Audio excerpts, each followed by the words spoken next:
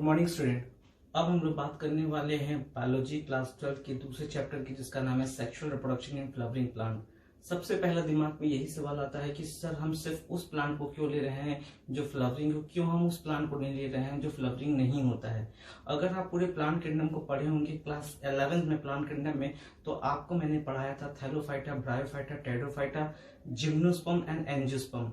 जहां तक कि मैंने बताया था कि जिम्नोस्पर्म तक सारे जो सेक्सुअल बॉडीज होते हैं वो कुछ और नाम से जाने जाते हैं, और उन सब के बारे में हम लोग वहां पर पढ़ चुके थे। सबकी लाइफ साइकिल पढ़े थे कि कैसे उसमें सेक्सुअल और एसेक्सुअल दोनों हो सकता है। अब हम लोग बात करने वाले हैं सिर्फ उन प्लांट की जिसके अंदर फ्लावर पाए जाते हैं, यानी हम बात करने वाले हैं एंजियोस्पर्मिक प्लांट की। आइए समझते हैं इसमें क्या होता है। सेक्सुअल रिप्रोडक्शन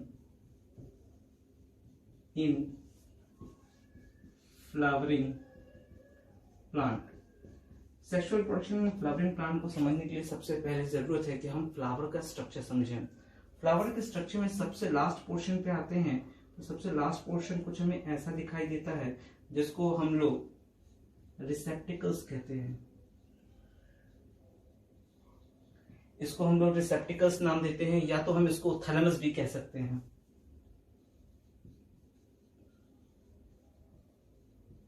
फिर अगर हम लोग देखेंगे तो इसके ऊपर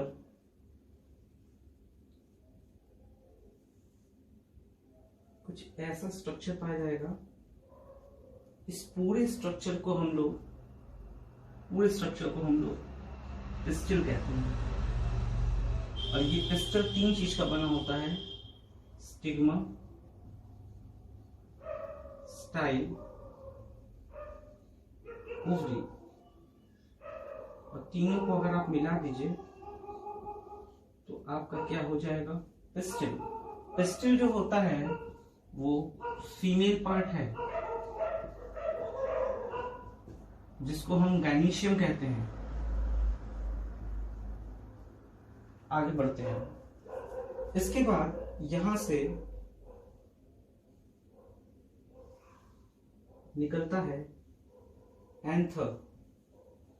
एंथर जो होता है वो मेल पार्ट होता है, और इस मेल पार्ट को हम लोग एंड्रोशियम कहते हैं। इसमें टिप को हम लोग, माफ करिएगा ये एंथर नहीं, ये स्टेमन है, स्टेमन। टिप को हम लोग एंथर कहते हैं और इसको हम लोग फिलामेंट कहते हैं। और अगर हम दोनों को मिला दें तो ये बन जाता है स्टेमन। आगे चलते हैं। ये हिस्सा हमारा पेटल्स का है।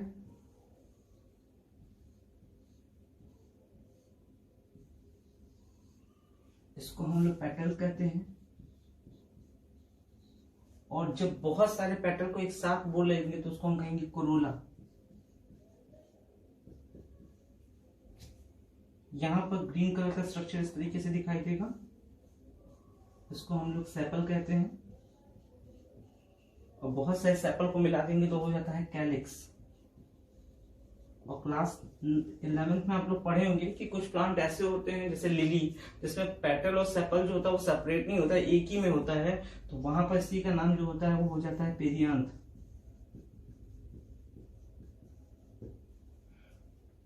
तो ये बात होती है कि अगर हम एक फ्लावर का स्ट्रक्चर समझेंगे तो ये सारे पार्ट है जो फ्लावर के अंदर हमें समझने हैं कि कौन कौन से पार्ट होते हैं। एक्चुअली अगर हम एक फ्लावर को बोलें तो ये मॉडिफाइड फॉर्म होता है, मॉडिफाइड फॉर्म ऑफ स्टेम, यानी स्टेम का ही एक मॉडिफाइड वर्जन है ये। इसमें होता क्या है, सपोज कर लीजिए कि ये एक स्टेम है, ये इसका नोड है। तो इसका जो नोड वाला हिस्सा होगा, इस जो सबसे टिप का हिस्सा होगा, तो पहली बात ये जान लीजिएगा वो टिप जो होता है वो हमेशा गाइनीशियम को बनाता है। गाइनीशियम ये वाला पार्ट जो होता है वो किसी भी स्टेम के टिप से बनता है।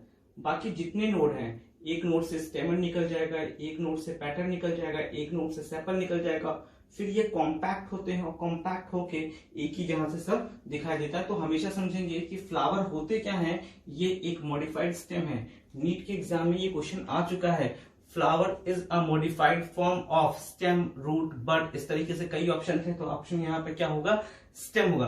तो ये बातें हुई कि हम समझे कि एक फ्लावर के अंदर कौन कौन से पार्ट होते हैं।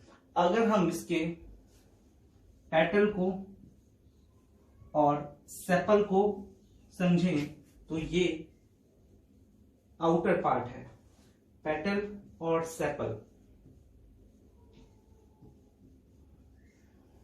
ये एक्चुअली एसेसरी सेक्स ऑर्गन्स हैं। ये कभी डायरेक्टली तो इन्वॉल्व नहीं होते, लेकिन इनडायरेक्टली कहीं ना कहीं रिप्रोडक्शन में इनका भी महत्व होता है। पहले पेटल्स की बात करते हैं। पेटल्स काफी कलरफुल होते हैं। कलरफुल होने की वजह से वो इंसेक्ट्स को अपनी ओर अट्रैक्ट करते हैं। जब वो इंसेक्ट्स को अट्रैक्ट करेंगे तो ही वो फ्लावर पॉलिनेशन के लिए ज्यादा बेनिफिशियल होगा। तो कहीं ना कहीं ये पेटल जो होते हैं डायरेक्टली नहीं लेकिन इनडायरेक्टली इन्वॉल्व है in the process of reproduction. क्यों? क्योंकि ये पेटल्स क्या कर रहे हैं, इंसेक्ट्स को अट्रैक्ट कर रहे हैं। इंसेक्ट्स क्या होता है, पॉलिनेशन करता है, तभी जो होता है पॉलन ग्रेन्स जो होते हैं वो एंथर से स्टिग्मा तक ट्रांसफर हो जाते हैं। तो ये हम पेटल। सेपल्स क्या होते हैं, जनरली ग्रीन पार्ट होते हैं। तो ये क्या करते हैं, फोटोसिंथेसिस करते हैं। और ये अगर फोटोसिंथेसिस करते हैं तो ये जो फूड स्टोर होता है ना, वो किसकी वजह से होता है, सेपल की वजह से। तो ये फंक्शन हो गया पेटल और सेपल का। लेकिन अगर हम इनर पार्ट की बात करें तो हमारे पास जो मेन है वो क्या है, androecium and gynoecium. Androecium and gynoecium. Androecium and gynoecium का मतलब क्या हुआ, एंड्रोशियम मीन्स हुआ स्टेमन और गाइनीशियम मीन्स क्या हो गया, पिस्टिल। तो ये बात हुई पूरे एक फ्लावर के बारे में। अगले पार्ट में हम लोग यहां से स्टार्ट करेंगे, एक एक पार्ट को सबको पढ़ना है। पेटल और सेपल को हमें डिटेल में नहीं लेना है, पेटल्स और सेपल के बारे में बस जितनी जानकारी हुई। हम लोग सबसे पहले स्टार्ट करेंगे अगले वीडियो में एंड्रोशियम के बारे में और समझेंगे कि एंड्रोशियम में कौन कौन से पार्ट होते हैं। Thank you. Welcome back student. अब हम लोग बात करने वाले हैं फ्लावर के उस पार्ट की जो सबसे इंपॉर्टेंट है, जिसको हम कहते हैं एंड्रोशियम। हमें दोनों पार्ट पढ़ना है, एंड्रोशियम भी पूरा पढ़ना है, गाइनीशियम भी पढ़ना है। सबसे पहले हम स्टार्ट करते हैं एंड्रोशियम के बारे में। एंड्रोशियम का मतलब क्या है कि हम किसके बारे में बात करने वाले हैं, स्टेमन के बारे में। स्टेमन जो होता है वो होता क्या है, मेल पार्ट होता है, mail part of the plant. किसी भी प्लांट का जो मेल पार्ट है वो स्टेमन होता है। स्टेमन अगर देखा जाए तो कुछ इस तरीके का होता है, जिसमें टिप पे क्या होता है, एंथर, जिसके अंदर पॉलन ग्रेन्स होते हैं, और इसको हम लोग क्या कहते हैं, फिलामेंट। फिलामेंट जहां से एंथर अटैच होता है वो उस एंड को हम कहते हैं प्रॉक्सिमल एंड। Proximal and. और जिस एंड से ये एंथर अटैच है इसको हम कहते हैं डिजिटल एंड। Digital and. जो चीज टूवर्ड्स में होती है यानी पास होती है उसको हम प्रॉक्सिमल साइड कहते हैं, जो चीज दूर होती है उसको हम डिजिटल कहते हैं। तो ये दूर है ना तो डिजिटल, और ये जो पास वाला पोर्शन है उसको हम क्या कहते हैं, प्रॉक्सिमल। अगर हम एंथर को समझे तो एंथर दो प्रकार का होता है। एंथर मोनोथिकस भी हो सकता है, थिकस, और डाइथिकस भी हो सकता है, थिकस। ये है ना, ये पार्ट दिख रहा है तो ये हो सकता है कि ये पार्टीशन ना हो तो मोनोथिकस। अगर दो पार्ट में दिख रहा है तो डाइथिकस। मालवेसी फैमिली जो होती है, मालवेसी, उसके अंदर मोनोथिकस पाया जाता है। बाकी जितनी फैमिलीज के फ्लावर होते हैं उनके अंदर डाइथिकस ही पाया जाता है। अब अगर हम इस तरीके से ये एंथर का स्ट्रक्चर बनाते हैं तो ये जो पार्टीशन वाला होता है इसको हम कहते हैं कनेक्टिव। कनेक्टिव। और कनेक्टिव जो होता है वो हमेशा स्टेराइल होता है। कनेक्टिव स्टेराइल होता है, ये मतलब कि ये सेक्सुअल पार्ट होने के बावजूद उसके पास एक ऐसा पार्ट है जो क्या है, स्टेराइल है। अब फिलामेंट कई प्रकार से अटैच होते हैं, जैसे हो सकता है कि इस पार्ट से फिलामेंट अटैच हो। अगर इस पार्ट से अटैच होगा तो उसे हम कहेंगे बेसी फिक्स्ड। बेसी फिक्स्ड। हो सकता है यहां से अटैच हो, तो यहां से अगर अटैच होगा तो इसको कहेंगे डॉर्सी फिक्स्ड। Dorsey fixed. अगला हो सकता है कि ये पूरा पोर्शन कवर करके तब अटैच हो, तो इसको हम कहेंगे एडिनेट। ये एंथर है और ये चीज क्या हम बता रहे हैं, फिलामेंट। फिलामेंट का अटैचमेंट एंथर और फिलामेंट के अटैचमेंट कई प्रकार से हो सकते हैं। इसे बेसिफिक्स कहते हैं, इसे हम डॉर्सिफिक्स कहते हैं, इसे हम एडनेट कहते हैं।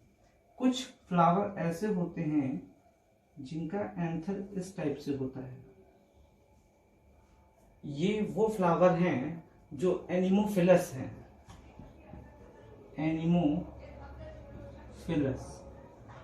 एनिमोफिलस का मतलब होता है those type of pollination in which winds is acting as a main role. जिसमें विंड का मेन रोल होता है ना, उसे हम एनिमोफिलस कहते हैं। तो जो विंड पॉलिनेशन वाले फ्लावर होते हैं उनका जो एंथर होता है वो कुछ इस तरीके से अटैच होता है फिलामेंट के साथ, और इसे हम कहते हैं वर्साटाइल। ये क्या हो गया, विंड पॉलिनेशन वाले। तो जितने विंड पॉलिनेशन वाले फ्लावर होते हैं उसमें इस तरीके का दिखता है, एडिनेट, डॉर्सिफिक्स और बेसिफिक्स। ये आपको समझ में आ गया। अब अगर इस एंथर को हम ट्रांसफर सेक्शन में काट दें तो हमें कुछ ऐसा स्ट्रक्चर दिखाई देगा।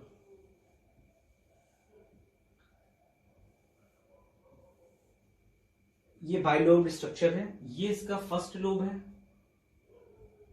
और ये इसका सेकेंड लोब है। और इसके अंदर जब ये मैच्योर नहीं हुआ था, यंग होता है, तो इसको कहते हैं माइक्रो स्पोरोगोनियम। और यही चीज मैच्योर हो जाएगी तो बना लेगा पॉलन सैक। अगले वीडियो में हम समझेंगे कि इसके अंदर कौन कौन से सेल्स एंड टिश्यूज पाए जाते हैं, और इसी के साथ हमारा कंप्लीट होगा पहला पार्ट, जिसको हम वेलकम बैक स्टूडेंट। हमने स्टार्ट किया था सेकंड चैप्टर, जिसको हम कहते हैं sexual reproduction in flowering plant. उसमें हमने देखा कि एक फ्लावर में कैलिक्स, करोला, एंड्रीशियम, कैनिशियम, ये चार बहुत ही इंपॉर्टेंट पार्ट होते हैं। कैलिक्स, करोला से मैंने बताया कि ये नॉन एसेंशियल हैं, पर जो एंड्रीशियम और कैनिशियम होता है वो क्या होता है, एसेंशियल। हमने टॉपिक स्टार्ट किया था एंड्रोशियम के बारे में, जिसमें मैंने बताया था आपको पूरा चीज कि स्टेमन कैसा होता है। आज हम लोग बात करने वाले हैं कि अगर हम एक एंथर को ट्रांसफर सेक्शन में काट दें तो वो एंथर दिखाई कैसे देता है। तो जरा समझते हैं कि एंथर कैसा दिखाई देगा। यानी internal structure of tears of anther. Last video में हमने कुछ स्ट्रक्चर को पढ़ने की कोशिश की थी, तो कुछ ऐसा स्ट्रक्चर था।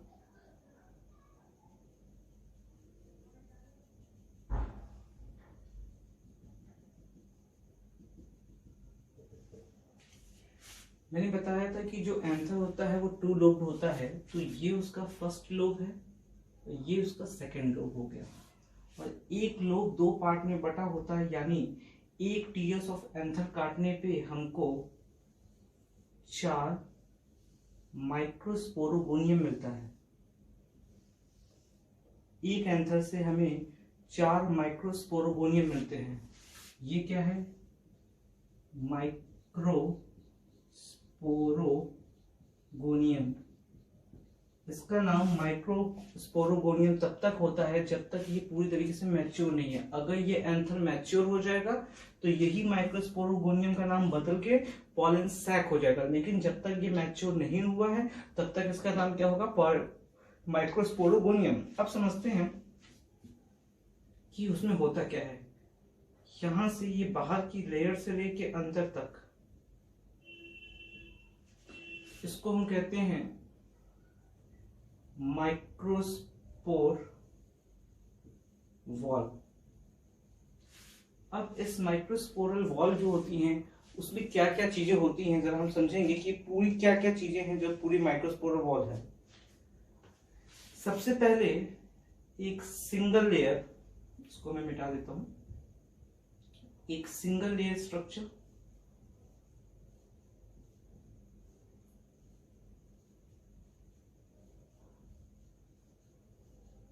सिंगल लेयर, तो ये सिंगल लेयर है और सबसे बाहर है तो इसको हम कहेंगे इपीथीलियम, इपीथीलियम। फिर थोड़ा बैरल शेप की एक सेल्स आएगी, ये भी सिंगल लेयर ही होगी।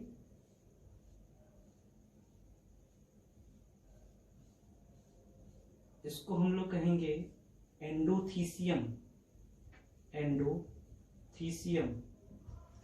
फिर आपकी आती है मिडिल लेयर। मिडिल लेयर जो होती है वो 3 लेयर की बनी होती है।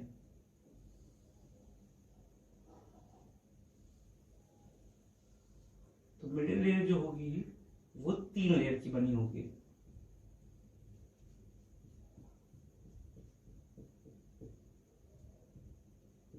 ये हो गई मिडिल लेयर।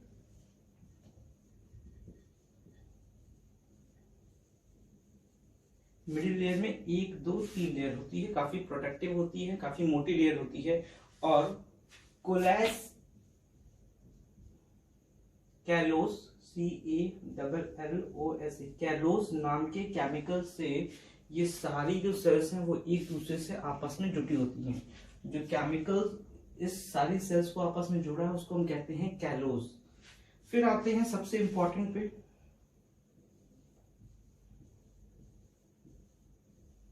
ये जो चौथी लेयर दिखाई दे रही है इसको हम कहते हैं टैपिटम, टैपिटम।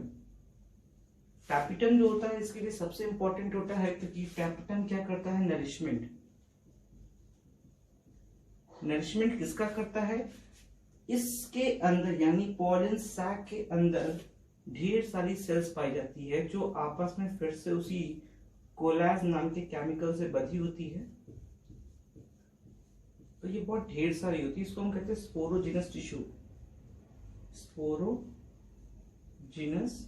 टिश्यू। कुछ किताब में इसी का नाम होगा आर्की स्पोरेंजियल सेल,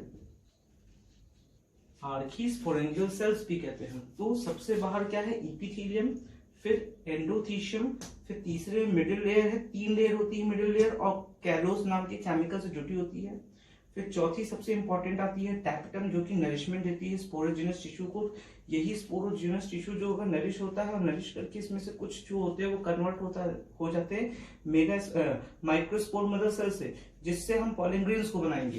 तो स्पोरोजिनस टिश्यू को इसीलिए एक नाम दिया गया आर्की स्पोरेंजियल सेल्स। टैप्टम 2 तरीके का होता है, अगर हम टैप्टम के बारे में पढ़ें तो टैप्टम 2 तरीके, एक होता है सिक्रीटरी, एक को हम कहते हैं सिक्रीटरी टैप्टम और दूसरे को हम लोग एक और नाम देते हैं एमोबॉइड। जिसमें सिक्रीशन होता है उसे हम सिक्रीटरी कहते हैं। कुछ ऐसे होते हैं जो सिक्रीशन नहीं करते, वो स्क्वीजिंग करते हैं। जब स्क्वीजिंग होती है तो वही चीज क्या हो जाती है, एमोबॉइड। टैप्टम 2 तरीके हो सकता है, सिक्रीटरी हो सकता है और एमोबॉइड। अगर हमसे टैप्टम के बारे में कुछ और इंफॉर्मेशन पूछी जाए तो हम टैप्टम के बारे में क्या क्या इंफॉर्मेशन देते हैं। सबसे पहले तो मैंने कहा कि ये न्यूट्रिटिव लेयर है, न्यूट्रिटिव लेयर, जिसका काम क्या है, to give nutrition to the sporogenous tissue so that the sporogenous tissue can be converted into microspore mother cell. दूसरी चीज है कि यही टैप्टम एक सिक्रीशन करता है एंजाइम का जिसको नाम होता है कैलोएज। क्या कहते हैं, कैलोएज। कैलोएज नाम का जो एंजाइम है इसका फंक्शन क्या है, जो कैलोज नाम के केमिकल हैं इसको हम लोग कई किताब में अगर पढ़ेंगे तो ये कोलाजन के नाम से भी जाना। तो ये जो केमिकल्स है इन सबको डिस्ट्रॉय करने के लिए एंजाइम जो निकलता है वो कहां से निकलता है, टैप्टम से निकलता है, जिसको हम क्या कहते हैं, कैलोएज कहते हैं। आगे अगर चलते हैं, अगर नेक्स्ट पॉइंट में जाने की कोशिश करें तो इसका अगला पॉइंट होता है यूबिश बॉडी सिक्रीशन करना, यूबिश बॉडीज। अगर हम यूबिश बॉडीज के बारे में पढ़ें तो यूबिश बॉडी क्या होती है, माइक्रोस्पोर जब पूरी तरीके से कन्वर्ट हो जाता है पॉलन ग्रेन्स में तो पॉलन ग्रेन्स के चारों तरफ आप पाएंगे एक्साइन की लेयर। ये एक्साइन की लेयर जो होता है वो स्पोरोपोलिनियम नाम के केमिकल की बनी होती है जो दुनिया का सबसे हार्डेस्ट सब्सटेंस है जिसको कोई तोड़ ही नहीं सकता। तो ये बनता कहां से है, ये टैप्टम से ही यूबिश बॉडी सिक्रीट होती है। Ubisch body is helpful in the formation of what, it help in formation of exine wall and exine wall made up of sporopollenin. तो ये बातें क्या हुई, internal structure of the TS of the anther की। अगर हम इसी में आगे पढ़ेंगे तो हमें पता चलेगा कि स्पोरोजिनस टिश्यू से माइक्रोस्पोर मदर सेल कैसे बनती है और वो microspore mother cell pollen grains में किस तरीके से कन्वर्ट होती है, ये हम अगले वीडियो में। Welcome back. इस वीडियो में हम लोग जा रहे हैं पढ़ने माइक्रोस्पोरोजेनेसिस कैसे होता है। समझते हैं। मैंने कहा कि ट्रैक्टम जो होता है वो नरिशमेंट देता है स्पोरोजिनस टिश्यू से, और यही स्पोरोजिनस टिश्यू कन्वर्ट हो जाता है एक सेल जो कि सिंगल न्यूक्लिएटेड होता है, उसको हम कहेंगे माइक्रोस्पोर मदर सेल। ये हमेशा डिप्लॉयड स्टेज में होता है। इसका मियोसिस होता है। आप लोग जानते हैं जब मियोसिस होता है तो डिप्लॉयड कन्वर्ट हो जाता है हैप्लॉयड में, और जो ऑफस्प्रिंग के नंबर्स होते हैं वो कितने होते हैं, 4।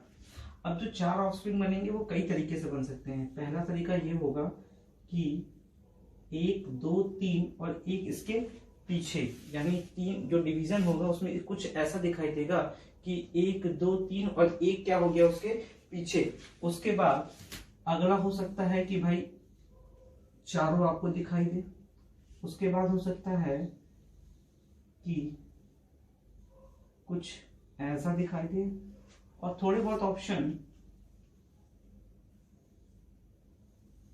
इस तरीके के होते हैं। तो जब माइक्रोस्पोर मदर सेल मियोसिस के प्रोसेस से डिवाइड होता है तो सब बन तो हैप्लॉइड ही जाते हैं, लेकिन मोस्ट कॉमन ये है, लेकिन इतने तरीके से ये हो सकते हैं।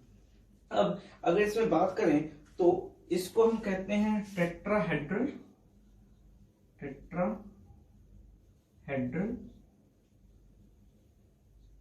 इसको कहते हैं आइसोलेटरल, इसको कहते हैं लीनियर, इसको कहते हैं एफ शेप। तो ये नाम दिया गया है।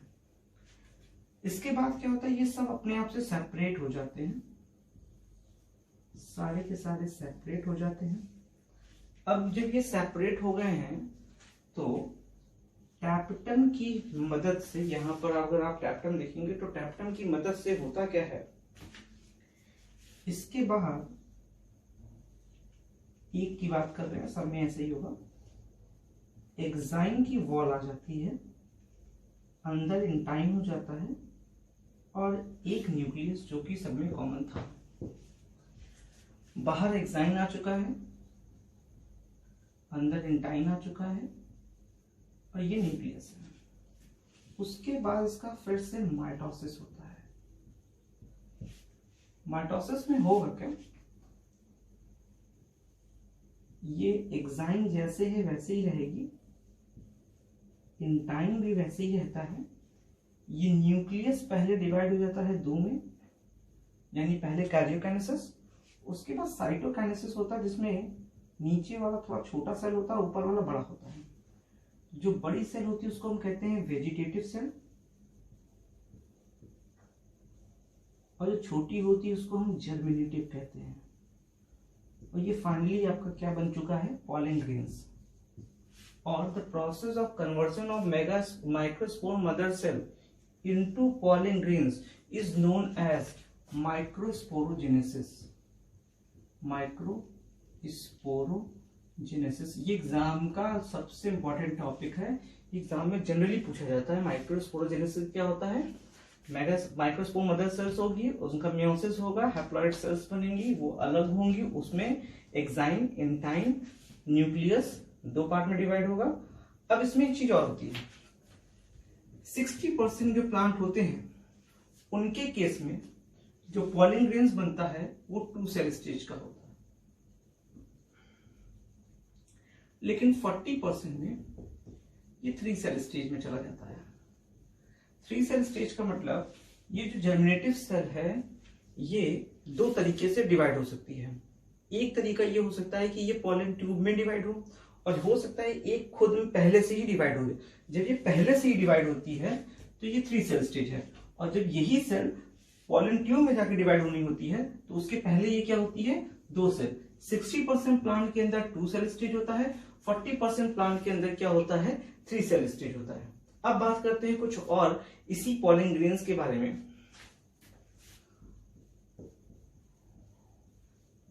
पॉलन ग्रेन्स का इस्तेमाल कुछ टैबलेट्स एंड सिरप बनाने के लिए होता है। ये टैबलेट या सिरप न्यूट्रिशन के लिए लिया जाता है, यानी ताकत के लिए इस्तेमाल किया जाता है पॉलन ग्रेन्स। लेकिन ये पॉलन ग्रेन्स कुछ लोगों के लिए एलर्जिक है, यानी लोगों को एलर्जी होता है। कि अगर बात करें कुछ लोगों को जो एलर्जी होती है वो क्यों होती है, तो कहते हैं कि कुछ पॉलन ग्रेन्स जो कि स्पेशली पैराथीनियम में पाए जाते हैं, पैराथीनियम, वो एक प्रकार का फीवर देते हैं, उसको हम कहते हैं हे फीवर। तो ये जो हे फीवर है ये एलर्जी की तरह काम करता है, जो कि पैराथीनियम की वजह से होता है। पॉलन ग्रेन्स मैंने बताया कि इसे हम लोग टैबलेट और सिरप की तरह भी इस्तेमाल कर सकते हैं। अगर इसमें एक और इम्पोर्टेंट चीज बताएं तो स्टडी ऑफ पॉलन ग्रेन्स जो होता है उसे हम कहते हैं पैलियोमोलॉजी। पैलियोमोलॉजी। तो ये टोटल बात हुई आपके माइक्रोस्पोरोजेनेसिस की और पूरे मेल पार्ट की। इसके बाद हम लोग बात करने वाले हैं किस तरीके से ये पॉलन ग्रेन्स ट्रांसफर होने वाला है फीमेल गैमेटोफाइट पे। In the last video, we have discussed about microsporogenesis. In this video, we are going to discuss about megasporogenesis. हमने लास्ट वीडियो में पूरी तरीके से समझे कि माइक्रोस्पोरोजेनेसिस क्या होता है, कैसे एक पॉलन ग्रेन्स का फॉर्मेशन होता है। इस वीडियो में हम लोग पढ़ने जा रहे हैं मेगास्पोरोजेनेसिस, यानी एम्ब्रियो सैक का फॉर्मेशन कैसे होता है। आइए समझते हैं इसके बारे में। इसमें सबसे पहली चीज जो हमें स्टार्ट करनी है वो पढ़ना है फीमेल गैमेटोफाइट। Female gametophyte. जब हम फीमेल गैमेटोफाइट की बात करते हैं तो इसका मतलब है कहीं ना कहीं हम लोग जो डिस्कस करने वाले हैं वो गायनेशियम के बारे में करने वाले हैं। जब हम गायनेशियम के बारे में डिस्कस करेंगे तो गायनेशियम को हम कहते हैं कि यही किसी भी प्लांट का फीमेल पार्ट होता है। ये गायनेशियम को हम लोग नाम दिए हैं पिस्टिल। अब कुछ प्लांट ऐसे होंगे जिसके अंदर एक पिस्टिल होगा और कुछ प्लांट ऐसे होंगे जिसके अंदर मेनी पिस्टल होंगे, ढेर सारे पिस्टल होंगे। अगर एक पिस्टल होगा तो पिस्टल को आप नाम दे सकते हो कार्पल, और एक पिस्टल को हम कहेंगे मोनोकार्पलरी, कार्पिलरी। अगर एक पिस्टल है, अगर बहुत सारे पिस्टल हैं तो इसको हम लोग नाम देते हैं पॉलीकार्पलरी। लेकिन बहुत सारे क्रिस्टल आपस में बंधे हुए हैं, यानी फ्यूज्ड हैं कि फ्री हैं। अगर वो फ्यूज्ड हैं तो उनका नाम होगा सिंकार्पस, और अगर वो फ्री हैं तो उनका नाम होगा एपोकार्पस। तो ये कुछ इंपॉर्टेंट चीजें हुई गायनेशियम के बारे में। मैंने कहा कि गायनेशियम में आपको क्या समझना है कि गायनेशियम को हम पिस्टल कार्पल के नाम से भी जान सकते हैं। हो सकता है एक कार्पल हो सकता है बहुत सारे कार्पल हो। अगर एक कार्पल पाया जा रहा है तो उसको मोनोकार्पलरी, बहुत पाया जा रहा है तो उसको पॉलीकार्पलरी। अगर पॉलीकार्पलरी है तो वो फ्री भी हो सकता है और फ्यूज भी हो सकता है। अब हम इसके स्ट्रक्चर को थोड़ा समझते हैं। हमने लास्ट वीडियो में ही कुछ थोड़ा सा देखा कि ऊपर टिप पे स्टिग्मा होता है, फिर स्टाइल होता है, और फिर सॉलिड सा जो स्ट्रक्चर है उसको हम ओवरी कहते हैं, इसको हम स्टिग्मा कहते हैं, इसको हम स्टाइल कहते हैं, और इसको हम लोग ओवरी कहते हैं, जिसके अंदर प्लेसेंटा होता है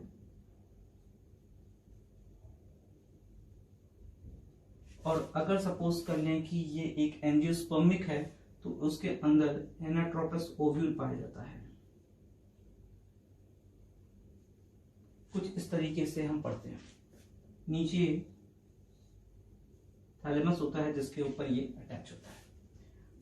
इसमें सब कुछ तो हम समझ। स्टिग्मा का फंक्शन अगर हम समझे तो ये क्या करता है, रिसीव करता है पॉलन ग्रेन्स को। स्टाइल जो होता है वो पॉलन ट्यूब का फॉर्मेशन करता है, और ओव्यूल जो होता है उसी के अंदर फर्टिलाइजेशन होगा, क्योंकि ओव्यूल से ही बनने वाला है एम्ब्रियो सैक।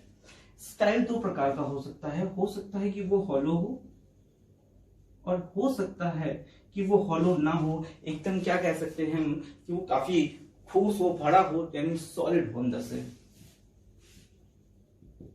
यानी अगर ये स्टाइल है तो इस केस में, हॉलो के केस में, इसके किनारे किनारे सेल्स होती हैं, लेकिन सॉलिड के केस में अगर ये चीज होती है तो ये पूरी सेल्स जो होती है इसके अंदर भरी होती है। तो ये बात हुई फीमेल गैमेटोफाइट में कि स्टिग्मा स्टाइल ओवरी का स्ट्रक्चर कैसे होता है। अब हम लोग बात करते हैं कि एक ओव्यूल का स्ट्रक्चर कैसा होता है। अगर हम लोग एनाट्रोपस ओव्यूल बनाते हैं, अभी आगे हम लोग पढ़ेंगे टाइप्स ऑफ ओव्यूल में कि एनाट्रोपस क्या है, लेकिन एंजियोस्पर्मिक प्लांट में सिर्फ एनाट्रोपस ही पाया जाता है मोस्टली। तो उसमें हम पढ़ेंगे ऐसे कि सपोज कर लीजिए ये ओवरी की वॉल है, तो ओवरी के वॉल पे अटैचमेंट होता है प्लेसेंटा का, जिसके द्वारा ओव्यूल जो होता है वो अटैच होता है। तो ओव्यूल प्लेसेंटा से अटैच जो होता है उसको हम कहते हैं फ्यूनिकल। फ्यूनिकल जहां खत्म हो जाता है उसके जस्ट ऊपर का पार्ट, सपोज कर लीजिए कि फ्यूनिकल वहां खत्म हो रहा है, उसके जस्ट ऊपर का जो पार्ट होता है उसको हम लोग चलाजा कहेंगे। फिर नीचे वाले पार्ट को हम लोग माइक्रोपाइल कहेंगे। और ये बाई टेगमेंट होगा, यानी इंटेगमेंट्स जो होंगे वो दो होंगे, आउटर इंटेगमेंट होगा और इनर इंटेगमेंट होगा और आउटर इंटेगमेंट होगा। तो ये बाई टेगमेंट होते हैं। माइक्रोपाइलर एंड के पास ही ढेर सारी सेल्स पाई जाएंगी और इन सेल्स को हम न्यूक्लियस कहते हैं।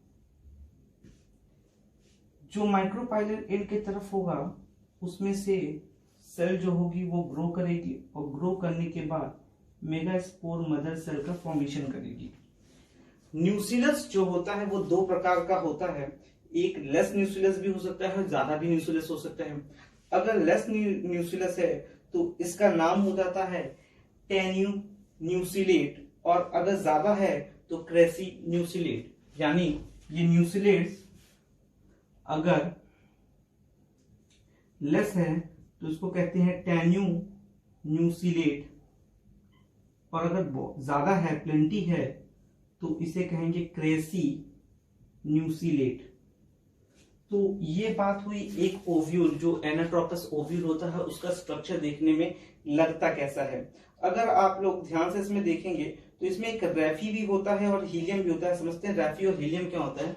ये जो पोर्शन है इसको हम रैफी कहते हैं और ये जो पोर्शन है इसको हम हीलियम कहते हैं। यानी अगर ये सीड है, इस सीड के इस साइड को अगर आप देखें, यानी यहां वाले पोर्शन को, तो आपको 3 डॉट दिखाई देगा। जो नीचे वाला डॉट होगा वो माइक्रोपाइलर एंड होगा, जो दूसरा डॉट होगा वो हीलियम का होगा और जो तीसरा डॉट होगा वो रैफी का होगा। तो ये सीड का स्ट्रक्चर है, जो सीड का फॉर्मेशन होता है उसमें 3 चीज दिखाई देती है। तो ये बात हुई पूरे फीमेल गैमेटोफाइट की। आगे वीडियो में हम लोग बढ़ेंगे कि मेगास्पोर मदर सेल जो होता है वो किस तरीके से एम्ब्रियो सैक के फॉर्मेशन में मदद करता है। Welcome back students. Last video में हम लोग ने पढ़ा मेगास्पोरोजेनेसिस क्या होता है। अब हम लोग पढ़ने वाले हैं टाइप्स ऑफ ओव्यूल के बारे में। लास्ट वीडियो में मैंने एक एग्जांपल लिया था एनाट्रोपस ओव्यूल। इस बार हम सारे टाइप्स के ओव्यूल्स को पढ़ेंगे। सबसे पहले अगर हम लोग स्टार्ट करते हैं तो हमारा आता है types of ovule. Types of ovule, और इसमें जो सबसे पहला आता है उसको हम कहते हैं ऑर्थोट्रोपस। ऑर्थोट्रोपस ओव्यूल एग्जाम्पल है जितने भी जिम्नोस्पर्म हैं, जितने भी जिम्नोस्पर्म प्लांट होते हैं उनके अंदर जो ओव्यूल पाया जाएगा वो हमेशा कैसा होगा? ऑर्थोट्रोपस। ऑर्थोट्रोपस ओव्यूल कहता क्या है कि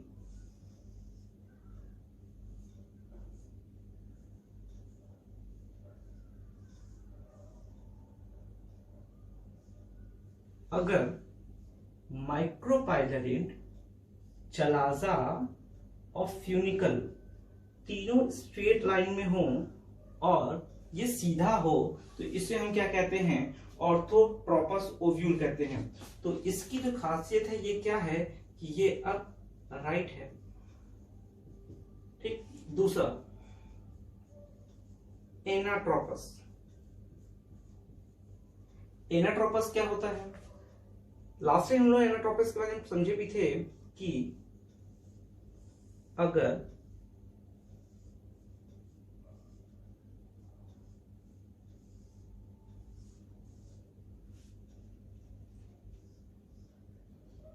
कुछ ओव्यूल इस तरीके से दिखाई थे, ये हो गया फ्यूनिकल, ये हो गया चलाजा और ये हो गया माइक्रोपाइल।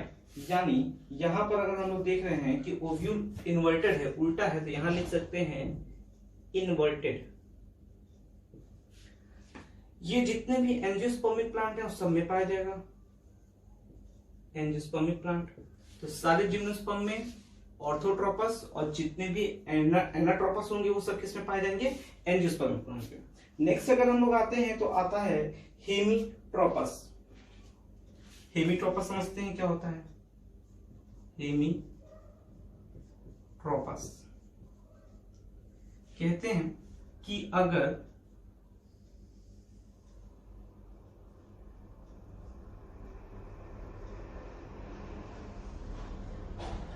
ओव्यूल इस तरीके का दिखाई दे, यानी ये माइक्रोपाइल, ये चलाजा, ये फ्यूनिकल और ये तीनों 90 डिग्री पे अगर होते हैं तो उसको हम क्या कहते हैं? हेमीट्रोपस कहते हैं। यानी फ्यूनिकल, चलाजा और माइक्रोपाइल तीनों अगर 90 डिग्री में, यानी इसको हम ट्रांसवर्स ओव्यूल भी कह सकते हैं। ट्रांसवर्स ओव्यूल के नाम से भी इसको हम जान सकते हैं। नेक्स्ट हमारे पास आता है कैम्फाइलोट्रोपस। कैम्फाइलोट्रोपस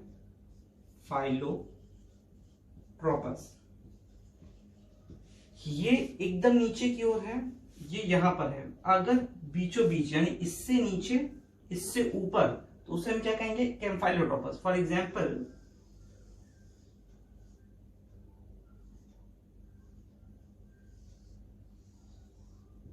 यानी ये माइक्रोपाइल हो गया, ये चलाजा हो गया, ये फ्यूनिकल हो गया और अब जो बन रहा है इससे ऊपर है माइक्रोपाइल और इससे नीचे है, तो इसे हम क्या कहते हैं? कैम्फाइलोट्रोपस। नेक्स्ट अगर हम लोग बात करते हैं तो आता है एम्फीट्रोपस। एम्फीट्रोपस एम्फीट्रोपस जैसे ये है वैसे ही होगा। यहां पर क्या होता है? जो एम्ब्रियो सैक है वो इस तरीके से एम्बेडेड होगा, लेकिन एम्फीट्रोपस में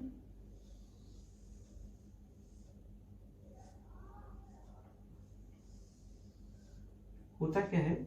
एम्ब्रियो जो होता है वो हॉर्सशू शेप का होता है, यानी सारी चीज वैसी ही है। ये माइक्रोपाइल है, ये चलाजा है, ये फ्यूनिकल है, सब ऐसे ही है। यहां पर एम्ब्रियो सैक में कोई शेप नहीं, यहाँ का जो एम्ब्रियो शेप जो एम्ब्रियो सैक है वो कैसा है? हॉर्सशू शेप का है। लास्ट आता है हमारा सर्सिनोट्रोपस।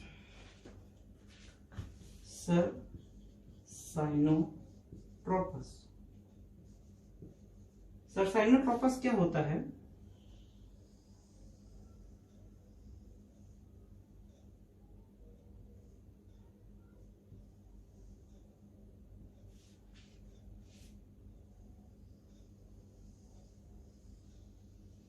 कुछ इस तरीके से, जहां पर हम लोग नोटिस क्या करते हैं कि जो माइक्रोपाइल है वो तो इसी तरीके से दिखाई दे रहा है, कोई दिक्कत नहीं, चलाजा भी ऐसे ही है, लेकिन ये जो फ्यूनिकल है ये पूरा उसको कवर करके रखा है, यानी ये क्या है? फ्यूनिकल। तो इसको हम क्या कहेंगे? सर्सिनोट्रोपस। तो इस वीडियो में हमने क्या ऑब्जर्व किया कि टाइप्स ऑफ ओव्यूल कौन कौन से हो सकते हैं। तो ऑर्थोट्रोपस, एनाट्रोपस, हेमीएनाट्रोपस, हेमीट्रोपस, कैम्फाइलोट्रोपस, एम्फीट्रोपस और circinotropous. Thank you. Last video में हम लोग एग्जाम्पल बात करते हैं हेट्रोस्टिली की, मैंने जिसमें पहला बताया था मैराबिला जलापा। दूसरा एग्जाम्पल अगर हम लोग बात करते हैं तो ऑक्सैलिस। इस ऑक्सैलिस में 3 टाइप के फ्लावर्स होते हैं। एक ऐसे भी फ्लावर्स होंगे जिनका स्टिग्मा बड़ा होगा और एंथर बहुत छोटे होंगे। दूसरा ऐसा हो सकता है जिसका स्टिग्मा पेटल्स के द्वारा कवर होगा और उसका एंथर जो होगा बाहर की ओर होगा। तीसरा इसके नॉर्मल फ्लावर भी हो सकते हैं, यानी इसमें जो फ्लावर्स पाए जाते हैं वो 3 टाइप के पाए जाते हैं। आगे अगर हम लोग बात करते हैं कि क्रॉस पॉलिनेशन को ज़्यादा प्रूफ करने के लिए फ्लावर के अंदर कैसे एडाप्टेशन होते हैं, तो अगला होता है जिसको हम कहते हैं प्री पोटेंसी, यानी ये चौथा है प्री पोटेंसी। प्री पोटेंसी क्या होता है? सपोज कर लेते हैं ये स्टिग्मा है, इस स्टिग्मा पे अगर पॉलन ग्रेन्स उस फ्लावर से आ रहा होगा, सेम फ्लावर का होगा, तो फर्टिलिटी नहीं होगी। लेकिन अगर वही पॉलन ग्रेन्स अनदर फ्लावर से आ रहा होगा, किसी और फ्लावर से आ रहा होगा, तो यहां पर फर्टिलिटी होगी, यानी फर्टिलाइजेशन होगा, यानी स्टिग्मा उसको रिसीव करेगा। इसको हम लोग प्री पोटेंसी कहते हैं, ये एकदम अलग चीज है। यानी अगर पॉलन ग्रेन्स खुद के फ्लावर का आ जाएगा तो फ्लावर का स्टिग्मा उसको एक्सेप्ट ही नहीं करेगा, और अगर बाहर से आएगा तो ही एक्सेप्ट करेगा। लेकिन इसमें कभी कभी चांसेस ऐसे होते हैं कि अगर सेम फ्लावर को वो एक्सेप्ट नहीं कर, सॉरी माफ करिए, अगर दूसरे फ्लावर को वो एक्सेप्ट नहीं करता है तो वो सेम फ्लावर वाले को एक्सेप्ट कर लेता है। अगर हम इसका एग्जाम्पल बात करें तो इसका एग्जाम्पल जो होगा वो होगा पीच एंड एप्पल।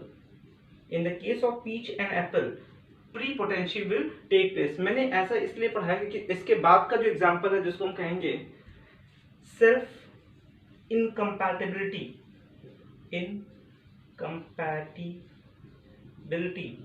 इसमें क्या होगा, stigma will never receive the pollen grains of same flower. यानी यहाँ पर तो कभी कभी ले भी सकता है, यानी अगर सेम फ्लावर बाहर वाले सेम फ्लावर का नहीं लिया तो बाहर वाले फ्लावर का, बाहर वाले का नहीं लिया तो सेम है। लेकिन यहाँ पर तो हमेशा क्या करेगा, वो बाहर वाले ही फ्लावर का लेगा, सेम फ्लावर का पॉलन ग्रेन्स वो कभी भी रिसीव नहीं करेगा। इसको हम लोग क्या कहते हैं, सेल्फ इनकम्पैटिबिलिटी, जो कि पोटैटो और टोबैको इन दोनों में ऑब्जर्व किया जाता है। Another one, suspension of sex organ.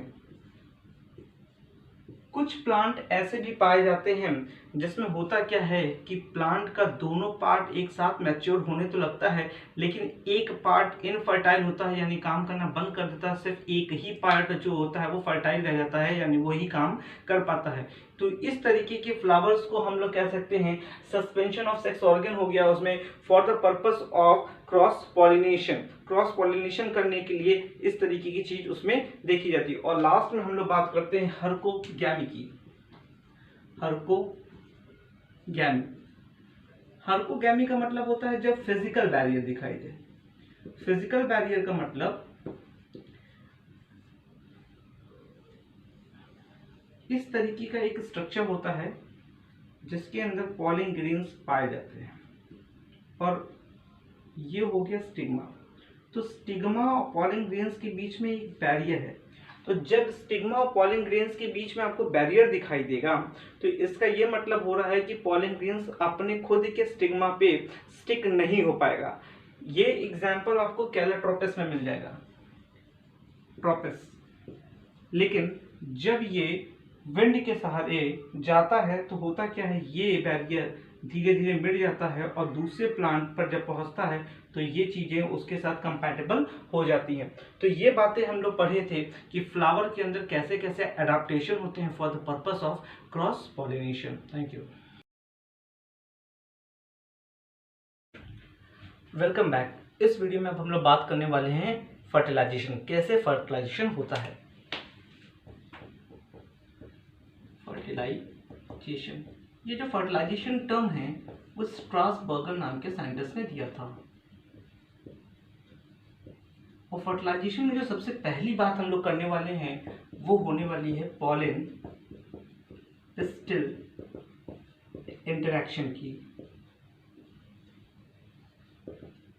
Pollen pistil interaction का मतलब क्या होता है, इसको समझते हैं। सपोज कर लीजिए ये स्टिग्मा है और इस स्टिग्मा के ऊपर सबसे पहले क्या होगा, पॉलन ग्रेन्स आएगा। क्यों? क्योंकि पॉलिनेशन हो चुका है। अब ये पॉलन ग्रेन्स स्टिग्मा में, इस स्टिग्मा पे कई तरीके के पॉलन ग्रेन्स आ सकते हैं जो इसके स्पीसीज के नहीं हो सकते हैं, हो सकता है किसी और स्पीसीज का। तो सबसे पहले स्टिग्मा और पॉलन ग्रेन्स आपस में एक दूसरे को पहचानेंगे कि हम दोनों लोग एक ही स्पीसीज के हैं, हम लोग रिप्रोडक्शन कराने के लिए कैपेबल हैं कि नहीं है। तो सबसे पहले when there is introduction of pollen grains with the stigma, this is called pollen pistil interaction. इसी को हम क्या कहते हैं, पॉलन पिस्टल इंटरेक्शन। अब उसके बाद क्या होगा, हम लोग जैसे जानते हैं कि पॉलन ग्रेन्स के बाहर की ओर एक वॉल होती है एग्जाइम की, जो स्पोरोपोलिनियम की बनी होती है, जो कि काफ़ी हार्ड होती है। तो इसको डिसॉल्व करना तो बहुत मुश्किल है, लेकिन मैंने बताया था कि बीच बीच में थोड़े थोड़े पोर्स होते हैं। ये पोर्स को हम लोग नाम देते हैं जर्म पोर। होगा क्या, इसके अंदर मैंने बताया दो सेल है, एक जर्मिनेटिव सेल्स है, एक वेजिटेटिव सेल्स है। एक जर्मिनेटिव सेल्स होती है, वेजिटेटिव, यानी ये 2 सेल स्टेज पे होता है। मैंने बताया था कभी कभी क्या होता है, जर्मिनेटिव सेल अंदर ही डिवाइड हो जाती है, तो ये 3 स्टेज हो जाता है। अब इसमें से जो वेजिटेटिव सेल्स होंगी, जब ये पॉलन ग्रेन्स इस पर अटैक होगा तो यहाँ पर शुगर होगा, शुगरी सब्सटेंस होता है, जो कि पॉलन ग्रेन्स को डेवलप करने में मदद करता है। अब होता क्या है कि ये हमारा अगर पॉलन ग्रेन्स था, तो वो इंटाइन की वॉल में, जो इंटाइन की वॉल होगी, वेजिटेटिव न्यूक्लियस क्या करेगा, उसको पुश करेगा। माइट बी सपोज कर लीजिए कुछ इस तरीके से, ये क्या करेगा, पुश करेगा, और ये जो होगा, ये पॉलन ट्यूब का फॉर्मेशन स्टार्ट हो गया। यानी ये वेजिटेटिव सेल से जो होता है वो पॉलन ट्यूब का फॉर्मेशन स्टार्ट हो जाता है इंटाइन की वॉल को पुश करने के लिए। जरूरी नहीं है कि सिर्फ एक ही जर्म पोर से ये चीजें बाहर निकले, कभी कभी ऐसा होता है, देखा गया है कि ये कई, यानी अगर एक से निकल रहा है तो उसको हम कहते हैं मोनोस्फेनस, और अगर ये सब में से निकल रहा है तो इसको हम कहते हैं पॉलीस्फेनस। लेकिन सब से निकले या एक से निकले मकसद नहीं है, स्टिग्मा के अंदर सिर्फ एक जाएगा, यानी दोनों में से एक। अब जब पॉलन ट्यूब स्टिग्मा के अंदर अंदर जाने लगता है तो स्टिग्मा 2 तरीके का हो सकता है, यानी स्टाइल 2, एक हॉलो हो सकता है और एक हो सकता है ये पैक हो। तो कभी कभी क्या होता है, ऐसे समझिए कि अगर ये हॉलो है तब तो कोई दिक्कत नहीं, लेकिन अगर पैक होता है तो ये जो टिश्यूज होते हैं वो कभी कभी इसको दबा देते तो ये बंद हो जाता। लेकिन कहीं ऐसा ना हो कि ये जर्मिनेटिव सेल्स को आने से पहले ही दबा दें। तो इसी वजह से क्या होता है, जब पॉलन ट्यूब का फॉर्मेशन होता है और जर्मिनेटिव सेल अंदर जाके 2 पार्ट में डिवाइड होती है, जिसका माइटोटिक डिवीजन होता है। माइटोटिक डिवीजन किसका हुआ है, जर्मिनेटिव सेल्स का। जर्मिनेटिव सेल्स पॉलन ट्यूब में जैसे ही जाती हैं वो 2 पार्ट में डिवाइड हो गई, तो यहाँ कैलस का फॉर्मेशन होता है, कैलोस कहते हैं, और ये फॉर्मेशन लगातार आगे बढ़ता रहता है ताकि ये दोनों साफ रहें, और अगर ऊपर से बंद भी हो रहा है तो कोई फर्क पड़ने वाला नहीं। अब क्या होता है कि ये लोग आते हैं कहां पर, ओवरी में, और ओव्यूल पाया जाएगा ओवरी के अंदर। सपोज कर लिए ये हम एंजियोस्पर्मिक प्लांट है, तो हम बता चुके हैं बाइटेगुमेंट एनाट्रोपस ओव्यूल पाया जाएगा। ये हो गया उसका एम्ब्रियो सैक, ऊपर की ओर सिनर्जिड, नीचे की ओर ऊपर की ओर एंटीपोटल सेल्स, नीचे की ओर सिनर्जिड, और बीच में एक्सेल, ये हो गया पोलर न्यूक्लियाई। अब ये जो पॉलन ट्यूब है ये हो सकता है कि चलाजा को पेनिट्रेट करके आ जाए, हो सकता है ये इंटेगुमेंट को पेनिट्रेट करके अंदर चला जाए, और यही पॉलन ट्यूब हो सकता है माइक्रोपाइल से हो जाए। यानी pollen tube can enter in embryo sac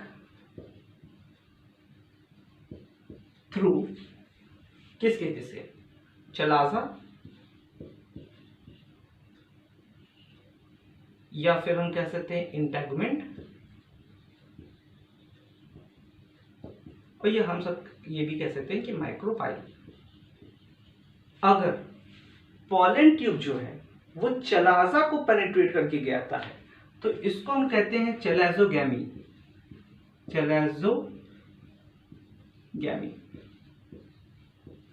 अगर इंटेगुमेंट से होता है तो मीजोगैमी,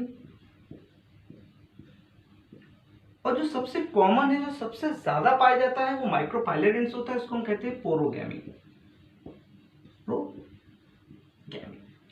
यानी अगर चलाजा से किया तो चलाजोगैमी, इंटेगमेंट से अंदर गया तो मीजोगैमी, और अगर माइक्रोपाइलेट से गया तो पोरोगैमी।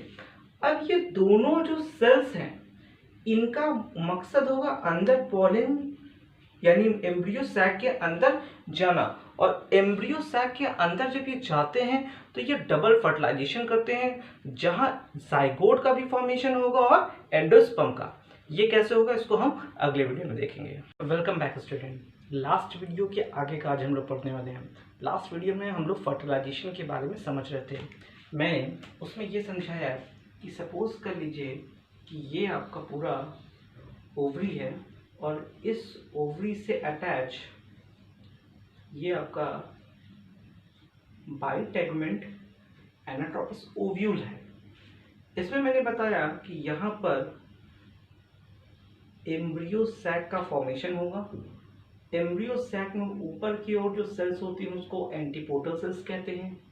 नीचे की ओर जो सेल्स होती हैं वो दो सिनर्जिड होती हैं। बीच में एग सेल होती हैं, दोनों मिला के एग एपरेटस बनता है। और यहाँ पर हो गया पोलर न्यूक्लियाई। मैंने कहा पॉलन ट्यूब जो होगा वो चलाजा से भी जा सकता है, इंटेगमेंट से भी जाता है, माइक्रोपाइल से भी जा सकता है, लेकिन ज़्यादा चांसेस मैंने बताया पोरोगैमी के। पोरोगैमी में मतलब क्या हुआ कि जो पॉलन ट्यूब है वो कहाँ से जाएगा, माइक्रोपाइलर एंड से जाएगा। ये माइक्रोपाइलर एंड है, ये चलाजा है, ये फ्यूनिकल है, ये इंटेगमेंट है। अब जरा हम समझते हैं कि इसके अगल बगल अभी भी क्या पाया जा रहा है। जो न्यूक्लियस था वो पूरा डिजेनरेट नहीं हुआ, उसमें से कुछ सेल्स तो एम्ब्रियो सैक में कन्वर्ट हो गई धीरे धीरे, लेकिन वो बाकी जो न्यूक्लियस है वो वैसे के वैसे अभी है। अब समझते हैं होता क्या है। पॉलन ट्यूब से दो गैमेट्स आए हैं।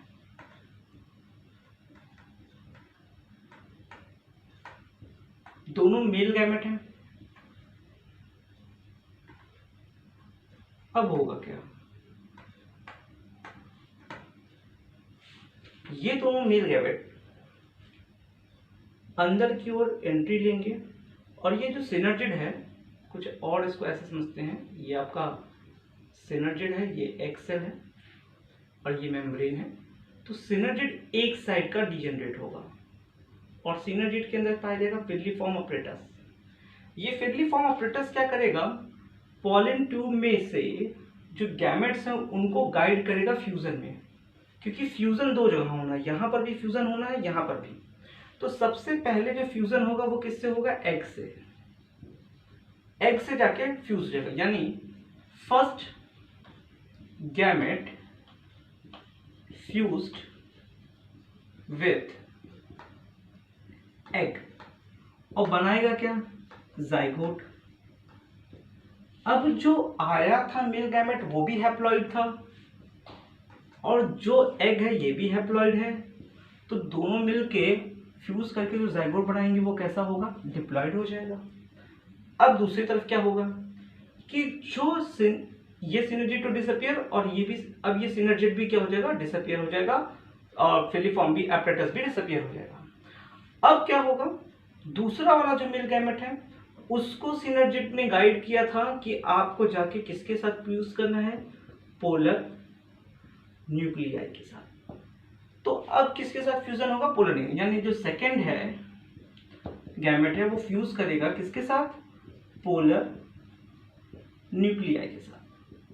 अब पोलर न्यूक्लियाई दो न्यूक्लियस का, यानी ये N+N है और यहाँ पर जो गैमेट्स आ रहा है वो क्या है, N है। तो यानी ये N और ये N और ये N तो मिला के जो बनाएंगे वो पड़ेगा पेरी एंडोस्पर्मिक न्यूक्लियस या प्राइमरी एंडोस्पर्मिक न्यूक्लियस, जो कि ट्रिप्लॉइड होगा। एक N यहाँ से, एक N यहाँ से और एक N गैमेट्स का, तो टोटल 3 N हो गए। तो ये क्या हो गया, ट्रिप्लॉइड। जब 3 फ्यूजन हुआ यानी 3 न्यूक्लियस का फ्यूजन हो गया तो इसको हम कहते हैं ट्रिपल फ्यूजन।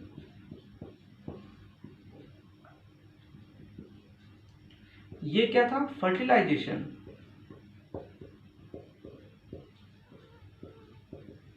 यहां हम समझे फर्टिलाइजेशन, यहां पर चीजें क्या हुई, ट्रिपल फ्यूजन। जब फर्टिलाइजेशन और ट्रिपल फ्यूजन दोनों साथ होता है तो इसको हम लोग कहते हैं डबल फर्टिलाइजेशन, डबल फर्टिलाइजेशन।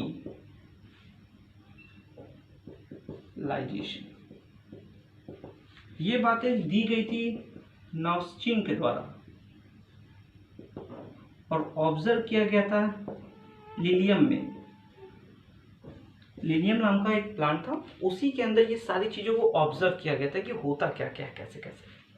तो हम फिर से एक बार समझते हैं कि हुआ क्या कि दो गैमेट्स थे, दोनों गैमेट को सिनर्जिड जो होता है फिलिफॉर्म एपरेटस होता है वो गाइड करता है फ्यूज करने के लिए। पहला वाला फ्यूज कर जाता है एग के साथ और बना लेता है जाइगोट, वहीं दूसरा वाला जो होता है वो पोलर न्यूक्लियर के साथ फ्यूज करके बना लेता है प्राइमरी एंडोस्पर्मिक न्यूक्लियस। यहाँ पर 3 फ्यूजन हुआ है तो ट्रिपल फ्यूजन, यहाँ फर्टिलाइजेशन होता है, दोनों को मिला देंगे तो डबल फर्टिलाइजेशन हो। ये दिया गया था किसके द्वारा? नाउस्चिन के द्वारा। and he has observed these things in Lilium। अब समझते हैं कि क्या होगा। और जब फ्यूजन हो जाएगा तो यहां पर फॉर्मेशन हो जाएगा जाइगोट का, ठीक, और यहां पर फॉर्मेशन हो जाएगा प्राइमरी एंडोस्पर्मिक न्यूक्लियस का, जो कि बाद में कन्वर्ट हो जाएगा एंडोस्पर्म में धीरे धीरे, ठीक। एंटीपोटल सेल्स पूरी तरीके से डिजेनरेट हो जाएंगे। न्यूक्लियस 2 तरीके के फॉर्म में हो सकता है न्यूक्लियस जो हो जाए वो डिजेनरेट हो जाए। हम किसकी बात कर रहे हैं? न्यूक्लियस की। न्यूक्लियस हो सकता है यहाँ पर जो बचा था वो डिजेनरेट हो जाए और हो सकता है परसिस्ट कर जाए। अगर न्यूक्लियस डिजेनरेट कर जा रहा है जो कि मैक्सिमम टाइम में होता है तो कोई दिक्कत नहीं, लेकिन अगर परसिस्ट कर जा रहा है तो इसका मतलब ये हो रहा है कि सीड जो है वो विथ न्यूक्लियस है। तो ऐसी सीड को या ऐसे फ्रूट को हम लोग नाम देते हैं पेरिस्पर्मिक सीड। अब ये जो ओव्यूल है ये कन्वर्ट हुआ होगा सीड में, और जो इंटैगमेंट था, इंटैगमेंट वो धीरे धीरे कन्वर्ट हुआ होगा सीड कोट में, और ये जो ओवरी है ये कन्वर्ट हो गया होगा फ्रूट में। तो ये कुछ पूरी कहानी होती है in the case of fertilization. यानी फर्टिलाइजेशन जो होता है उसमें क्या क्या होता है, उसमें 2 मेल गैमेट जो होते हैं वो अलग अलग 2 चीज़ों से फ्यूज करते हैं और 2 चीज़ बनाते हैं, जाइगोट भी बनाते हैं और एंडोस्पर्म भी बनाते हैं। जाइगोट को नरिश करना ही एंडोस्पर्म का मकसद होता है। एंडोस्पर्म धीरे धीरे नरिशमेंट देता है जाइगोट, और जाइगोट फिर धीरे धीरे डेवलप होगा एम्ब्रियो में। और पूरे ओवरी में क्या क्या चीजें हैं, ओवरी कन्वर्ट होगा फ्रूट में, न्यूक्लियस बच भी सकता है और डिजेनरेट भी बचेगा तो इसी को पेरिस्पर्मिक सीड कह देंगे। ये जो एंडोस्पर्म है ये नरिश करेगा जाइगोट को, जाइगोट उसके बाद इंटैगमेंट जो बचा हुआ है वो इंटैगमेंट सीड कोट का काम करेगा, और जाइगोट जो होगा वो कन्वर्ट हो जाएगा सीड में बाद में। तो ये पूरी चीजें कन्वर्ट होने के बाद, फॉर्म होने के बाद हमारा बनेगा क्या? एक पूरा fruit with seed coat with endosperm which will be helping zygote to convert into embryo। ये वापस में धीरे धीरे क्या बन जाएगा? एम्ब्रियो में। तो this is all about the fertilization in the case of flowering plant. Welcome back student. Last video में हम लोग बात किए थे कि फर्टिलाइजेशन कैसे होता है, जिसमें हम लोगों ने बात की थी कि डबल फर्टिलाइजेशन कैसे होता है। डबल फर्टिलाइजेशन का जो रिजल्टेंट निकला था वो ये निकला था कि जाइगोट का फॉर्मेशन हुआ था और एंडोस्पर्म का फॉर्मेशन हुआ था। अभी इस पार्ट में हम लोग बात करने वाले हैं एंडोस्पर्म के बारे में कि एंडोस्पर्म क्या होता है। अगर हम बात करें एंडोस्पर्म के बारे में तो एंडोस्पर्म एक न्यूट्रिटिव मीडियम है, न्यूट्रिटिव मीडियम,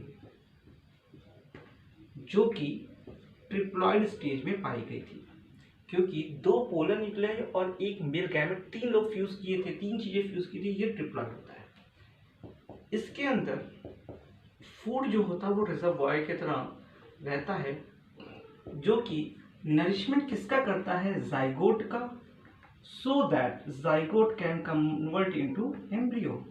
यानी एम्ब्रियोजेनेसिस का जो प्रोसेस होना है, पूरा जो एम्ब्रियोजेनेसिस होना है, उसमें क्या है कि जाइगोट धीरे धीरे एम्ब्रियो बनेगा, लेकिन जाइगोट को नरिश कौन करेगा, एंडोस्पर्म करने वाला है।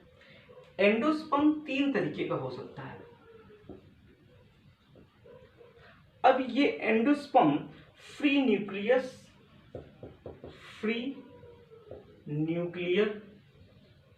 एंडोस्पर्म भी हो सकता है, या हम लोग बात करते हैं सेल्यूलर हो सकता है, सेल्यूलर एंडोस्पर्म, और हेलोबियल एंडोस्पर्म। तो हमारे पास जो एंडोस्पर्म है वो 3 तरीके का हो सकता है, फ्री न्यूक्लियर होता है, सेल्यूलर हो सकता है और हेलोबियल।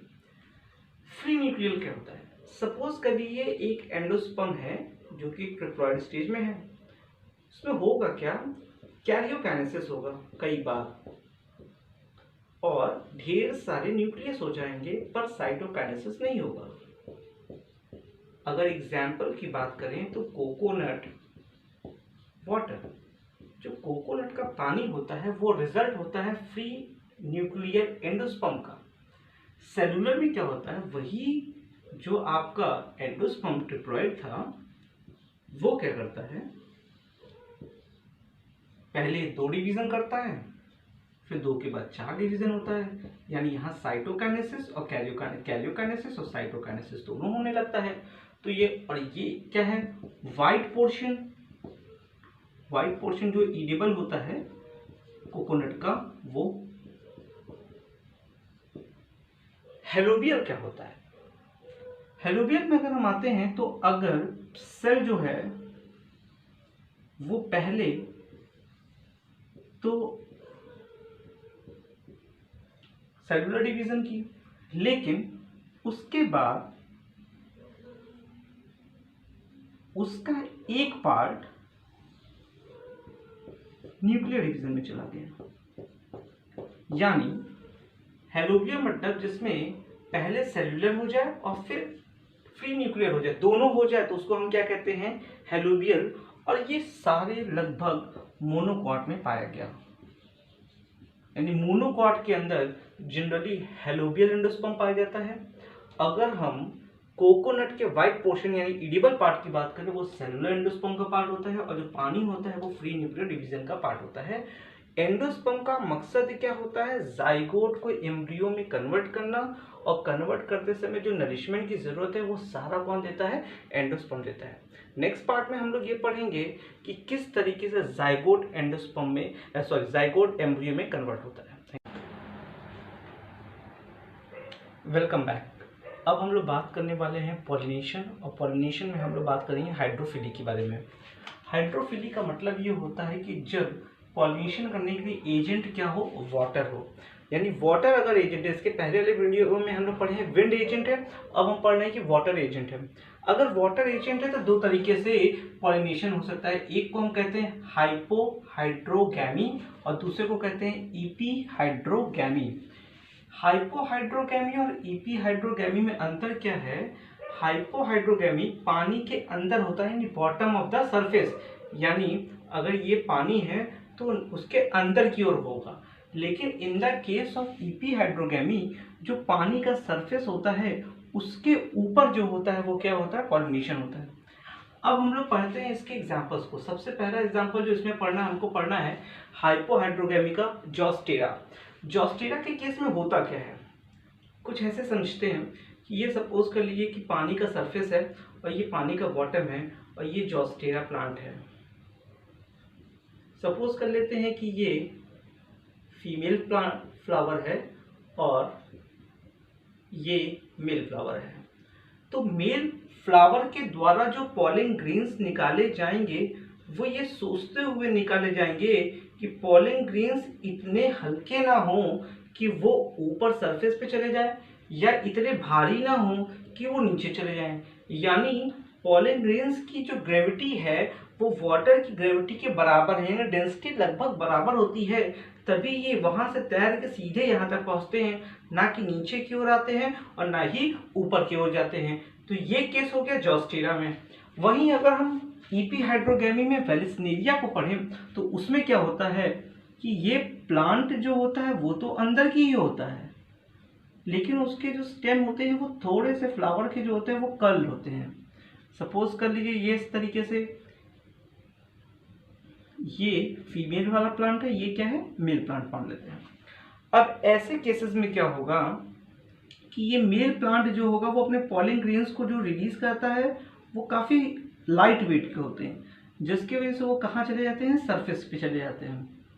और ये फीमेल फ्लावर क्या करता है, इसको ओपन करता है, तो अभी तो ये कर्ल है ना, अब ये ओपन करेगा तो ये बड़ा हो जाएगा और ऊपर चला जाएगा और यहाँ से ये पॉलन ग्रेन्स इसके तक पहुँच जाता है। तो वेलिस्नेरिया में इस तरीके से होता है और वहीं हाइड्रोगैमी में जो होता है वो इस तरीके से होता है। तो ये बात किसकी हो गई, हाइड्रोफिली की होगी। अब हम लोग बात करने वाले हैं एंटोमोफिली के बारे में। एंटोमोफिली मतलब क्या होता है, पॉलिनेशन होना किसके द्वारा, इंसेक्ट से होना। इंसेक्ट्स क्यों पॉलिनेशन करने में मदद करते हैं, क्योंकि इंसेक्ट्स इसके लिए एक रिवॉर्ड लेते हैं फ्लावर से। वो क्या लेते हैं, नेक्टर लेते हैं, अभी हम समझेंगे। तो वो रिवॉर्ड के लिए ये इंसेक्ट करते हैं, इंसेक्ट को इससे कोई फायदा नहीं है वैसे।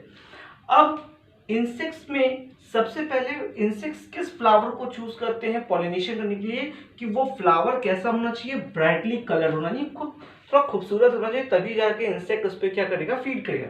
लेकिन कभी कभी क्या होता है, जो फ्लावर होते हैं वो एकदम डल होते हैं और उनका कोई कलर नहीं होता है, लेकिन ऐसे केसेस में उसी फ्लावर के पार्ट्स जो होते हैं वो काफी अच्छे, कलरफुल या अट्रैक्टिव होते हैं, जिसके वजह से इंसेक्ट उसकी तरफ अट्रैक्ट होते हैं। जैसे बोगनविलिया में क्या होता है, उसका ब्लैक्स जो होता है वो बहुत अट्रैक्टिव होता है, कलरफुल होता है। यूफोर्बिया में उसकी लीफ बहुत कलरफुल होती है और मसेंडा में सेपल्स जो होते हैं वो बहुत ही कलरफुल होते हैं, जो इंसेक्ट्स को क्या करते हैं, अपनी ओर अट्रैक्ट करते हैं। एक और चीज जो इंसेक्ट्स को अट्रैक्ट करती है वो करती है फ्रेग्रेंस। हम अच्छी खुशबू की तरफ तो हम भी अट्रैक्ट होते हैं भाई, जैसे जैस्मिन है, इसकी खुशबू बहुत अच्छी होती है तो उसकी तरफ तो इंसान भी अट्रैक्ट, लेकिन इंसेक्ट्स जो होते हैं वो बैड स्मेल की तरफ भी अट्रैक्ट होते हैं। जैसे रोफ्लेशिया जो होता है वो सबसे बड़ा प्लांट, सबसे बड़ा फ्लावर होता है, उसमें बहुत ही गंदी स्मेल आती है, लेकिन तब भी उसके तरफ क्या होते हैं, इंसेक्ट जो होते हैं वो अट्रैक्ट होते हैं। अब कुछ और बात करें कि फ्लावर जो होना चाहिए वो अच्छे से विजिबल होना चाहिए। विजिबल का मतलब है कि इंसेक्ट्स को दिखाई देना चाहिए, फ्लावर कहीं छुपा नहीं होना चाहिए पत्तियों के बीच में। कुछ इंसेक्ट इसलिए करते हैं क्योंकि कुछ फ्लावर्स के पॉलन ग्रेन्स जो होते हैं वो ईडिबल होते हैं, तो वो कुछ को तो खा लेते हैं, कुछ उनके पास फंस जाते हैं, वो जो होते हैं वो पॉलिनेट हो जाते हैं। जैसे पापावर्स या रोज में अगर देखा जाए तो इनके जो पॉलन ग्रेन्स होते हैं वो क्या होते हैं, ईडिबल होते हैं, और वो आधे जाते तो खा जाते हैं, कुछ उनके फंसे रहते हैं, वो क्या हो जाते हैं, पॉलिनेट हो जाते हैं। जो सबसे इंपॉर्टेंट होता है वो होता है नेक्टर या नेक्टर ग्लैंड से निकलने वाला nectar, a very sweet substance which is liked by the insects. ऐसे केस में जो हमें सबसे इंपॉर्टेंट एग्जांपल पढ़ना है वो करना है यूका फ्लावर का। यूका फ्लावर में मॉथ से पॉलिनेशन होता है और ये मॉथ और यूका आपस में एक दूसरे पे इंटरडिपेंडेंट है। जो मॉथ होता है उसको हम कहते हैं प्रोन्यूबा यूकासेला, प्रोन्यूबा यूकासेला। ये मान लीजिए फ्लावर का ओवरी है, तो मॉथ क्या करता है, ओवरी को पेनिट्रेट करता है और यहाँ पर एग दे देता है। अब जब ये यहाँ एग दे दिया तो वो जब आ रहा था मेल फ्लावर से होके आया, तो वो क्या करता है, पॉलन ग्रेन्स लाता है, तो पॉलन ग्रेन्स क्या करते हैं, इसको ढक देते हैं और पॉलन ग्रेन्स अंदर डायरेक्ट ओवरी, बिना स्टिग्मा से डायरेक्ट ओवरी में जाके क्या होते हैं, फ्यूज हो जाते हैं। फ्यूज होने से क्या होता है, अब यहाँ से फर्टिलाइजेशन हो जाएगा और ये जब एग लार्वा में इनहेंस करेगा तो वो जो मेटामॉर्फोसिस होना है, तो उस केस में क्या होने वाला है कि ये जो एग्स होते हैं ये अपना नरिशमेंट यहाँ पर जो ओवरी ओव्यूल जो पार्ट्स होते हैं उनसे लेते हैं, तो ये लोग आपस में क्या हो जाते हैं, इंटर डिपेंडेंट हो जाते हैं। तो ये बातें हुई किसकी, हाइड्रोफिली की और एंटोमोफिली की। Thank you. इस वीडियो में हम लोग कुछ और एजेंट्स के बारे में जानेंगे जो पॉलिनेशन कराते हैं। जैसे सबसे पहले हम लोग पढ़ेंगे ऑर्निथोफिली। ऑर्निथोफिली का मतलब क्या है कि जब पॉलिनेशन कराने के लिए कौन हो, बर्ड हो, यानी when the pollination take place by the help of bird then this is known as ornithophily. और इसका सबसे अच्छा एग्जांपल क्या है, बॉटल ब्रश या सिल्क कॉटन। इस केस में होता क्या है कि अगर सपोज करिए फ्लावर है तो फ्लावर कुछ अरेंज ऐसे होते हैं कि ये अगर स्टिग्मा है और ये इसका क्या हो गया, पॉलिन ग्रेन्स हो गया।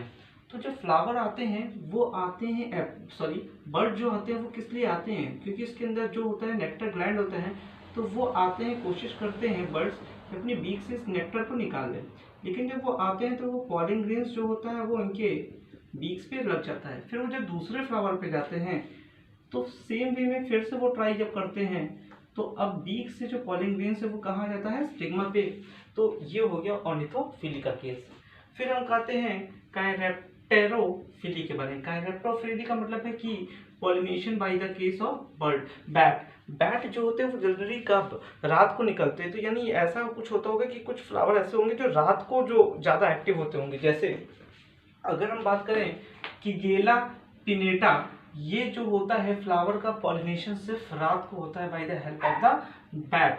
फिर आता है जूफिली। आप कहोगे सर ये बर्ड भी तो उसी में है, लेकिन यहाँ पर हम लोग सब यहाँ पर वो एनिमल लेते हैं जो जनरली मैमल्स होते हैं, जैसे मंकी हो गया, ये सब हो गया। और ये ग्रेजिंग ऑर्गेनिज्म होते हैं, वो ग्रीज करते करते एक जगह से दूसरी जगह पॉलिन ग्रेन्स को ट्रांसफर करते हैं। जनरली हम खाते हैं, वो पॉलिन ग्रेन्स को खाते हैं, इसी वजह से एक जगह से दूसरी जगह पॉलिन ग्रेन्स क्या हो जाते हैं, ट्रांसफर हो जाते हैं। फिर आता है मेलाकोफिली। मेलाकोफिली मतलब होता है बाई स्नेल। ये इसका एग्जाम्पल क्या है, अरिसेइमा। अरिसेइमा जो होता है वो बाई स्नेल होता है। अगली बार आता है ओफियोफिली। ओफियोफिली क्या होता है, अगर स्नेक से होता है, सांप से होता है। सेंटलम यानी सैंडलवुड यानी चंदन, उसमें देखा जाता है तो स्नेक से होता है। मैकोफिली मतलब होता है एंट। तो ये अलग अलग और कुछ पॉलिनेशन करने के एजेंट्स थे। Thank you. Welcome back student. अब हम लोग बात करने वाले हैं पॉलिनेशन के बारे में। मैंने माइक्रोस्पोरोजेनेसिस पढ़ा है, मेगास्पोरोजेनेसिस पढ़ा है, यानी पॉलिन ग्रेन्स का फॉर्मेशन हो चुका है और एम्ब्रियो सैक भी बन चुका है। अब करना क्या है, किसी भी तरीके से इस पॉलिन ग्रेन्स को यानी मेल गैमेटोफाइट को फीमेल गैमेटोफाइट तक पहुंचाना है। तो मेल गैमेटोफाइट फीमेल गैमेटोफाइट तक पहुंचेगा कैसे, समझते हैं इसे पॉलिनेशन से। पॉलिनेशन होता क्या है, पॉलिनेशन का मतलब होता है transfer of pollen grains. Transfer of pollen grains यानी पॉलिन ग्रेन्स का ट्रांसफर होना कहां से, फ्रॉम एंथर टू स्टिग्मा, यानी एंथर से स्टिग्मा तक किसी भी तरीके से पॉलिन ग्रेन्स जो है वो पहुंच जाएं, तो उसी को हम पॉलिनेशन कहते हैं। पॉलिनेशन दो तरीके से हो सकता है।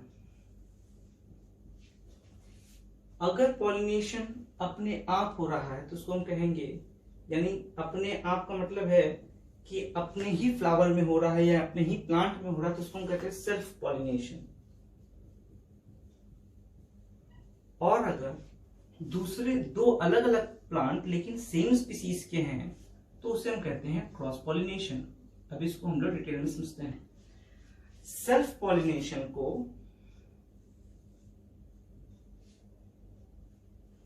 हम लोगों ने दो पार्ट में बांटा है। एक को कहते हैं ऑटोगैमी और दूसरे को कहते हैं गाइटिनोगैमी। समझते हैं कि क्या होता है। ऑटोगैमी में सपोज कर लीजिए ये एक प्लांट है, इस प्लांट में एक फ्लावर है। अगर इस फ्लावर के एंथर से इस फ्लावर के स्टिग्मा पे ट्रांसफर हो रहा है, यानी फ्लावर सेम है, तो इसे हम कहते हैं ऑटोगैमी।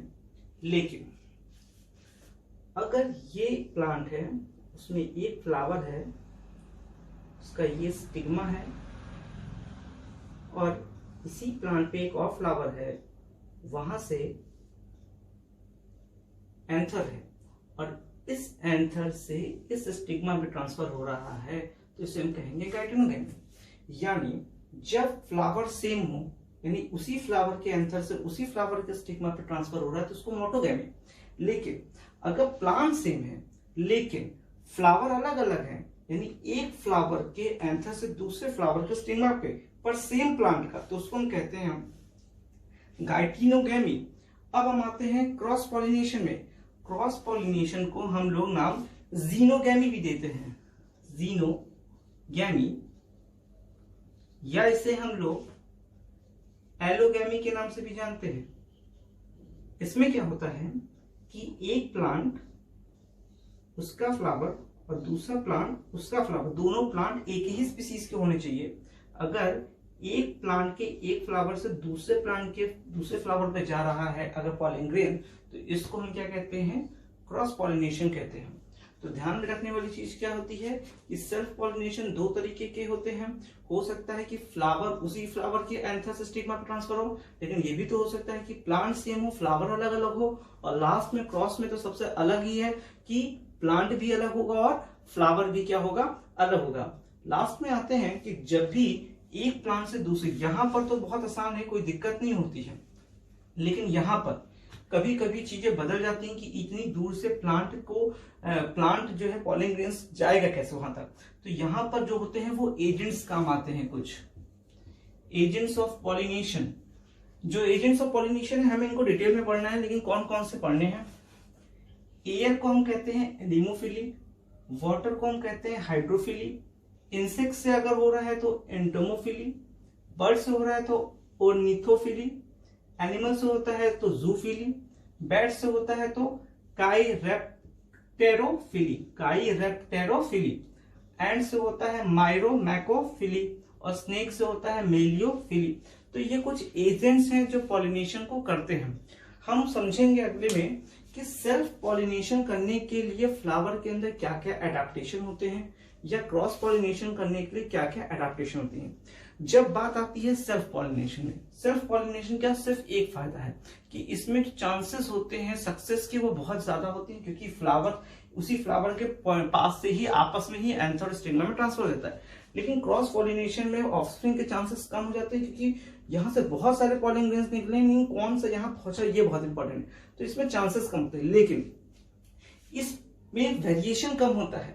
ये वेरिएशन कम इसलिए देता है क्योंकि उसी के फ्लावर के कैरेक्टर्स आने लगते हैं, लेकिन यहाँ पर वेरिएशन होता है क्योंकि दो अलग अलग प्लांट हैं। दो अलग अलग प्लांट होने का मतलब है कि दो अलग अलग प्लांट की कैटेगरीज को वो लेगा, दो अलग अलग प्लांट के कैरेक्टर्स को लेगा।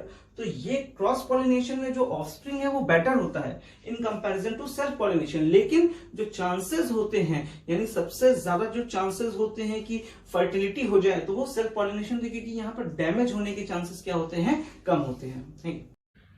Welcome back student. इस वीडियो में अब हम लोग बात करने वाले हैं कि फ्लावर सेल्फ पॉलिनेशन करने के लिए क्या क्या एडेप्टेशन अपने अंदर करते हैं। यानी अगर देखा जाए तो मैंने बताया पॉलिनेशन दो तरीके से हो सकता है, या तो सेल्फ हो सकता है या तो क्रॉस हो सकता है। तो अगर सेल्फ पॉलिनेशन होता है तो ऐसे कौन से फ्लावर होते हैं, यानी कौन से प्लांट होते हैं जिनके अंदर ज्यादातर सेल्फ पॉलिनेशन प्रेफर किया जाता है। आइए समझते हैं। यानी एडाप्टेशन फॉर सेल्फ पॉलिनेशन, और इसमें जो सबसे पहला टॉपिक हम लोग पढ़ेंगे उसको कहेंगे होमोगैमी। होमोगैमी का मतलब क्या होता है कि जैसे कि हम लोग जानते हैं कि एक प्लांट के अंदर दो पार्ट, एक फ्लावर के अंदर दो चीजें होती हैं, एक उसका मेल पार्ट होता है, एक इसका फीमेल पार्ट है। अगर मेल पार्ट और फीमेल पार्ट यानी मेल गैमेटोफाइट और फीमेल गैमेटोफाइट एक टाइम पे ही मैच्योर होते हैं तो ज्यादातर चांसेस किसके होंगे, सेल्फ पॉलिनेशन। क्योंकि अगर दोनों की मैच्योरिटी एक साथ होगी तो ज्यादा चांसेस सेल्फ पॉलिनेशन। लेकिन अगर एक मैच्योर हो गया एक नहीं मैच्योर हुआ तो इसका मतलब सेल्फ पॉलिनेशन पॉसिबल नहीं, अब इसको किसी और से पॉलिनेशन कराना पड़ेगा। तो अगर किसी भी बाइसेक्सुअल फ्लावर का दोनों सेक्स ऑर्गन एक ही टाइम पे मैच्योर हो जाता है तो ये सबसे बड़ा एडाप्टेशन होता है सेल्फ पॉलिनेशन का। यानी होमोगैमी मतलब होता है maturation of both sex organ at same time in the case of flower। हम फ्लावर के केस में ये चीजों को मेंशन करते हैं। अगली चीज अगर हम लोग बात करने वाले हैं तो उसको हम कहते हैं कैलिस्टियोगैमस फ्लावर। कैलिस्टोगैमी, कैलिस्टियोगैमी क्या मतलब है, हम अगर ऐसे समझें कि ये एक स्टिग्मा है और ये पॉलिन ग्रेन्स के लिए एंथर हैं और ये पेटल्स हैं जो कि इन दोनों सेक्स ऑर्गन को पूरी तरीके से कवर किया। यानी जब मेल एंड फीमेल गैमेटोफाइट को फ्लावर के पेटल्स या फ्लावर इंक्लोज कर लेता है तो उनके अंदर बाहर से पॉलिनेशन होने के चांसेस ही नहीं है, वो अब फ्लावर के अंदर ही करेंगे। यानी when the sex organ are hidden inside the flower, यानी सेक्स ऑर्गन जो है वो फ्लावर के अंदर है, तो ऐसे फ्लावर को हम कैलस्ट्रियोगैमी फ्लावर कहते हैं। यानी कैलस्ट्रियोगैमस फ्लावर दो टाइप के होते हैं, एक कैस्मोगैमस फ्लावर होता है, एक कैलस्ट्रियोगैमस। कैलस्ट्रियोगैमस फ्लावर जो होता है उसमें क्या होता है, सेक्स ऑर्गन हिडन होते हैं। कैस्मोगैमस क्या होता है, उसमें सेक्स ऑर्गन ओपन होते हैं। जैसे चाइना रोज आप देख रहे होंगे, तो चाइना रोज के केस में आप देखेंगे आराम से सेक्स ऑर्गन क्या है वो दिखते रहते हैं। लेकिन ऑक्सैलिस या वायोला, ये दो ऐसे प्लांट है जिनके जो सेक्स ऑर्गन होते हैं वो क्या होते हैं, हिडन होते हैं। यानी मतलब वो पेटल्स के अंदर ही होते हैं, जिसकी वजह से पॉलन ग्रेन्स बाहर नहीं आ सकती या स्टिग्मा बाहर से कोई रिसीव नहीं कर सकता, तो वो सेल्फ कंपाइल्ड मतलब सेल्फ पॉलिनेशन ही कर सकते हैं। नेक्स्ट हम लोग बात करते हैं जियोकार्पी की। जियोकार्पी, इसका जो बेस्ट एग्जांपल है उसको हम कहेंगे मिराबिलस जलापा। मिराबिलस जलापा की अगर हम बात समझें तो इसमें क्या होता है कि सपोज कर लीजिए ये स्टिग्मा है, तो जियोकार्पी में क्या होगा, जो एंथर होगा वो खुद जाके स्टिग्मा की तरफ अटैच हो जाएगा। तो यहां पर ऑटोमेटिकली क्या हो जाता है, सेल्फ पॉलिनेशन होता है। इसी तरीके से अगर हम लोग एक और एग्जांपल पढ़ लें, विंसी रोजिया। विंसी रोजिया में क्या होता है, कुछ ऐसा स्ट्रक्चर होता है, ये है पॉलन ग्रेन्स यानी एंथर और ये हो गया स्टिग्मा। तो फ्लावर का ऐसा एडजस्टमेंट होता है कि अगर पॉलन ग्रेन्स गिरेंगे तो सीधे कहाँ गिरेंगे, स्टिग्मा पे, तो ये क्या हो जाएगा, सेल्फ पॉलिनेशन। तो ये बातें थी कि किस तरीके से कोई भी प्लांट अपने आप को कंपैटिबल बनाता है for the purpose of self pollination. Welcome back student. Last video में हम लोगों ने देखा कि सेल्फ पॉलिनेशन करने के लिए फ्लावर के अंदर कैसे अडेप्टेशन होते हैं। अब हम लोग बात करते हैं कि क्रॉस पॉलिनेशन करने के लिए फ्लावर अपने आप में कैसे अडेप्टेशन करते हैं। ठीक है, पहला जो हमारे पास इसमें आता है उसको हम लोग पहला यूनिसेक्सुअलिटी जिसको हम डाइक्लिनी भी बोल सकते हैं। डाइक्लिनी का या यूनिसेक्सुअलिटी का मतलब क्या है कि अगर फ्लावर यूनिसेक्सुअल है, बाइसेक्सुअल फ्लावर ही नहीं है, यूनिसेक्सुअल है, यानी या तो सिर्फ उसके पास एंथर है या तो सिर्फ उसके पास स्टिग्मा है, तो ये 100% चांस है कि अब उसको पॉलिनेशन कराने के लिए किसी और फ्लावर की जरूरत पड़ेगी। अब वो फ्लावर उसी पेड़ का भी हो सकता है और दूसरे पेड़ का भी हो सकता है, लेकिन दोनों ही केस में क्या हो जाएगा, क्रॉस पॉलिनेशन। तो अगर कह सकते हैं कि अगर कोई फ्लावर यूनिसेक्सुअल है तो उसके अंदर सबसे पहली चीज क्या है कि वो हमेशा क्या करेगा, क्रॉस पॉलिनेशन। दूसरी चीज वहां पर हम लोगों ने पढ़ा था होमोगैमी के बारे में, यहां पर जो हम लोग पढ़ेंगे उसको हम कहते हैं डाइकोगैमी।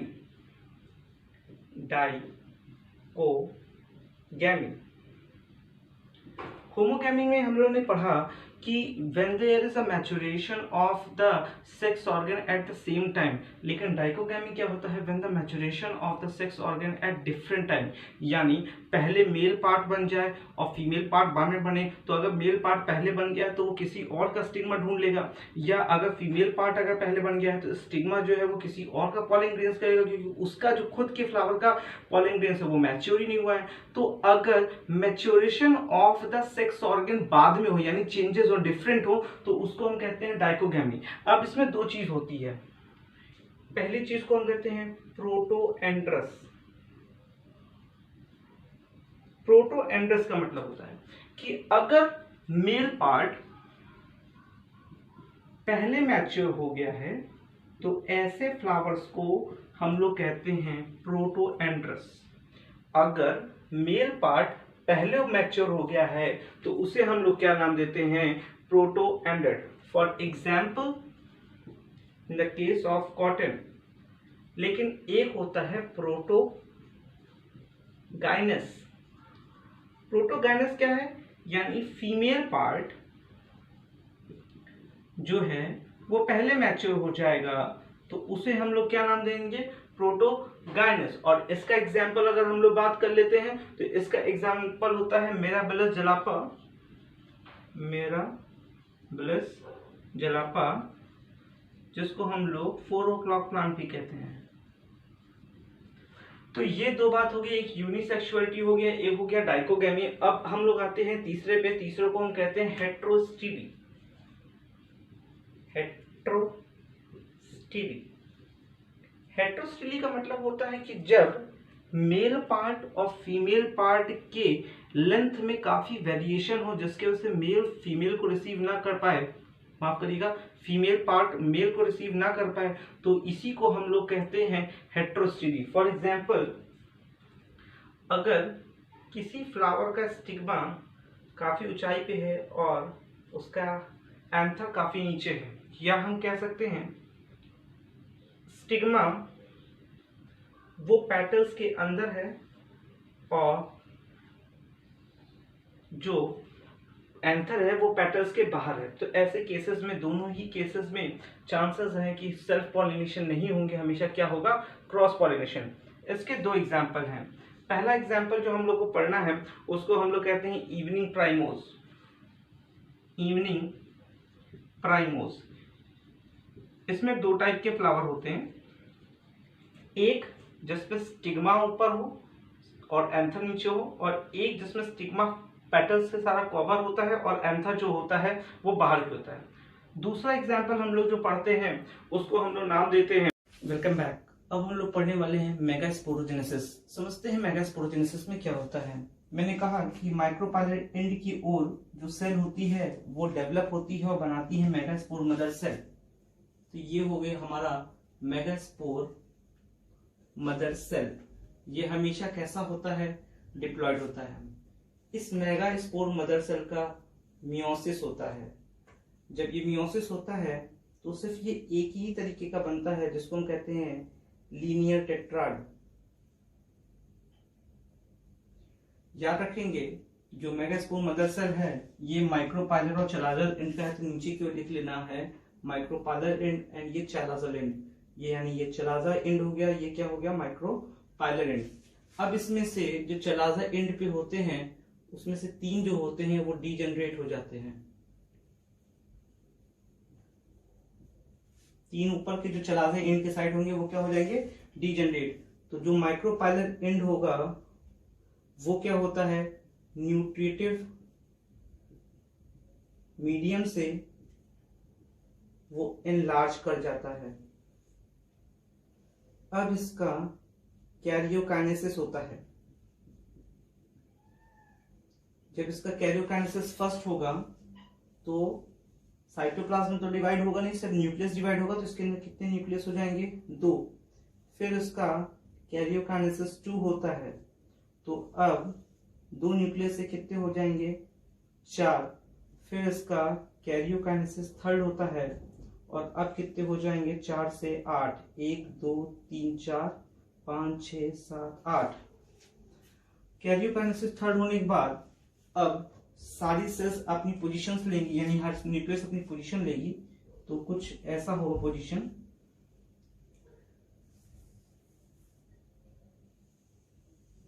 कि 3 न्यूक्लियस ऊपर की ओर चले जाएंगे, 3 न्यूक्लियस नीचे की ओर चले जाएंगे और 2 न्यूक्लियस सेंटर में ऑर्गेनाइज होंगे। अब इसके अंदर साइटोकाइनेसिस हो गया, साइटोप्लाज्म का फॉर्मेशन। तो जो 3 हैं वो इस तरीके से दिखाई देंगे, 2 न्यूक्लियस ऐसे ही रहेंगे, इसके ऊपर नहीं होगा, इसके ऊपर इस तरीके से, और बीच वाले में थोड़ा डेंस होता है। तो ये कहीं ना कहीं एम्ब्रियो सैक का फॉर्मेशन है। ऊपर वाला एंड चलाजा है, नीचे वाला एंड माइक्रोपाइलर है। जो चलाजा एंड की ओर होगा उसे हम कहेंगे एंटीपोडल सेल। Antipodal cell. जो माइक्रोपाइलर की तरफ होगा उसको हम कहेंगे सिनर्जिड। इसको हम कहेंगे एग सेल। इन दोनों को मिला के कहेंगे एग एपलेटस, और इसको कहेंगे पोलर न्यूक्लियाई। तो ये क्या हो गया, हमारा एम्ब्रियो सैक का स्ट्रक्चर हो गया। इस एम्ब्रियो सैक के स्ट्रक्चर में अगर हम ध्यान दें तो ये 8 न्यूक्लिएटेड यानी 8 न्यूक्लियस एंड 7 सेल है। एक सेल, दो सेल, 3, 4, 5, 6 और एक बड़ी सेल, यानी ये 8 न्यूक्लिएटेड 7 सेल है। और ऐसे को हम कहते हैं polygonum, polygonum embryo sac. 8 nucleated 7 cell को हम लोग कहते हैं पॉलीगोनम एम्ब्रियो सैक। इसमें एक चीज और कि ये एक स्पोर से फॉर्मेशन होता है, इसी वजह से इसको हम कहते हैं मोनोस्पोरिक, मोनोस्पोरिक। तो ये बातें थी कि मेगास्पोरोजेनेसिस कैसे होता है। The process of conversion of megaspore mother cell into embryo sac is known as megasporogenesis. और ये है पूरा तरीका है जिसके द्वारा मेगास्पोरोजेनेसिस होता है। Welcome back. अब हम लोग बात करने वाले हैं development of dicot embryo.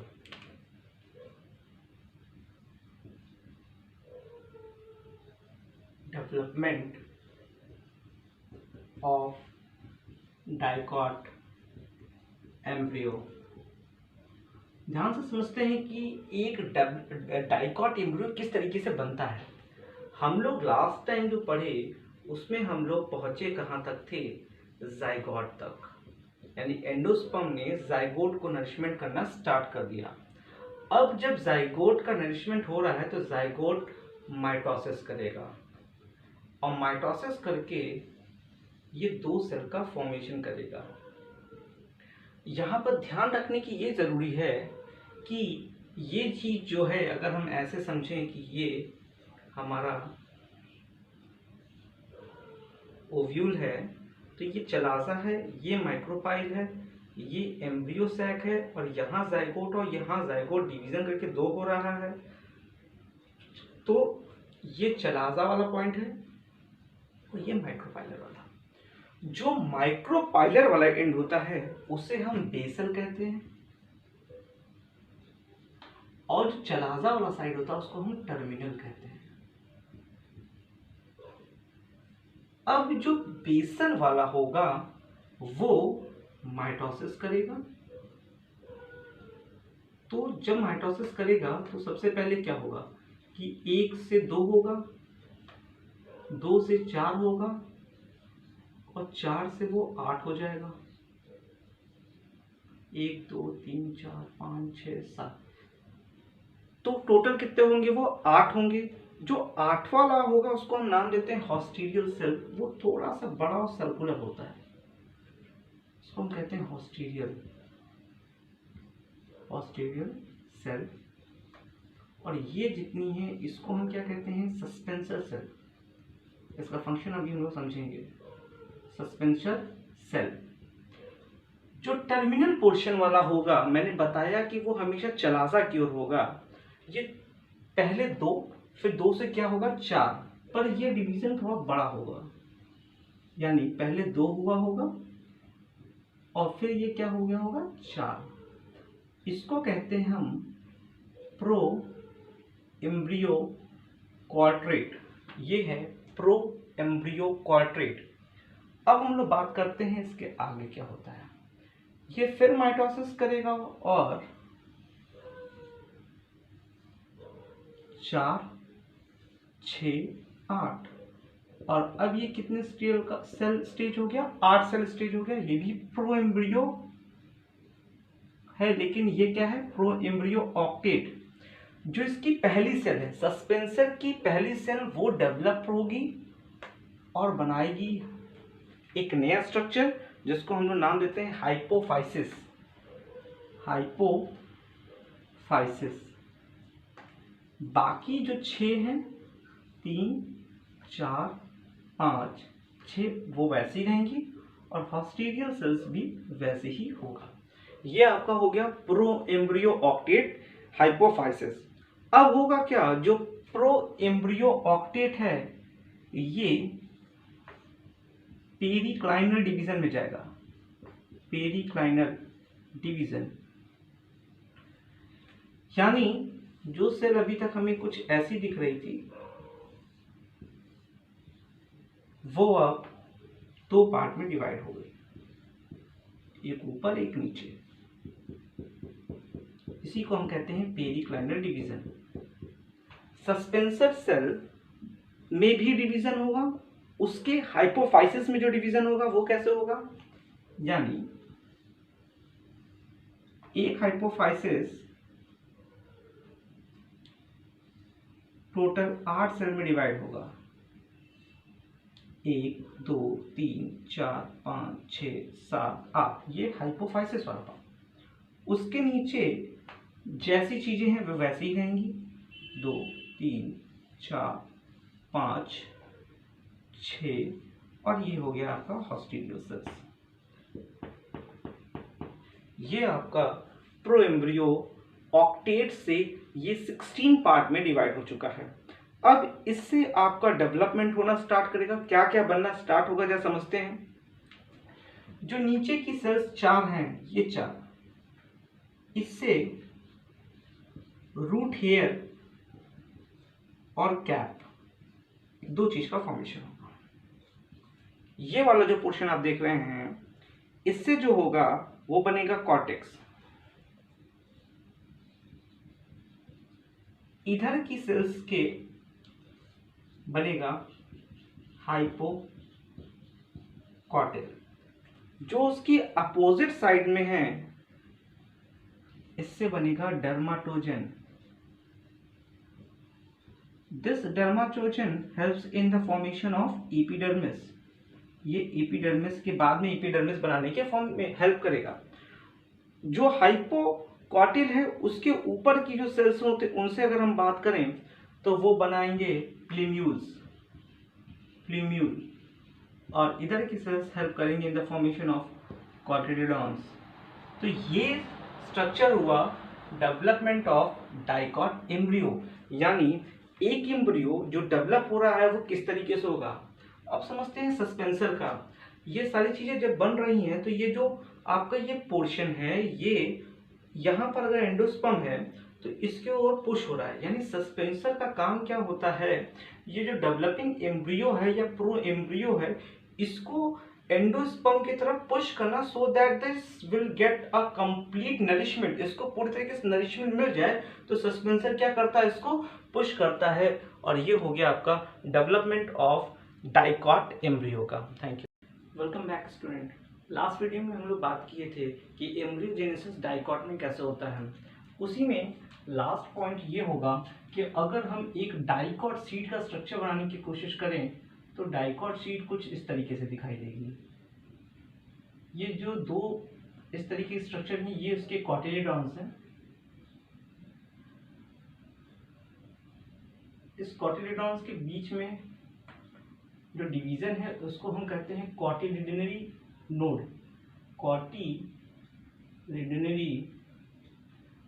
Node ऊपर इस तरीके से, नीचे इस तरीके से। ऊपर हो जाता है प्लीम्यूल, नीचे हो जाता है रेडिसल। रेडिसल और कॉटिलिडनरी नोड के बीच में जो आप देख रहे हैं उसको हम लोग कहते हैं हाइपोकॉटिल, यानी ये पोर्शन जो है इसको हम कहेंगे हाइपोकॉटिल। और प्लीम्यूल और कॉटिलिडनरी नोड के बीच का जो पोजीशन होता है इसको हम लोग नाम देते हैं एपिकॉटिल। तो एग्जाम में अगर हमें डाइकॉट सीड बनाने का एक स्ट्रक्चर आ जाएगा तो हम एकदम इस तरीके से बनाएंगे। अब हम लोग बात करने वाले हैं कि किस तरीके से एम्ब्रियोजेनेसिस होता है in the case of monocot. Development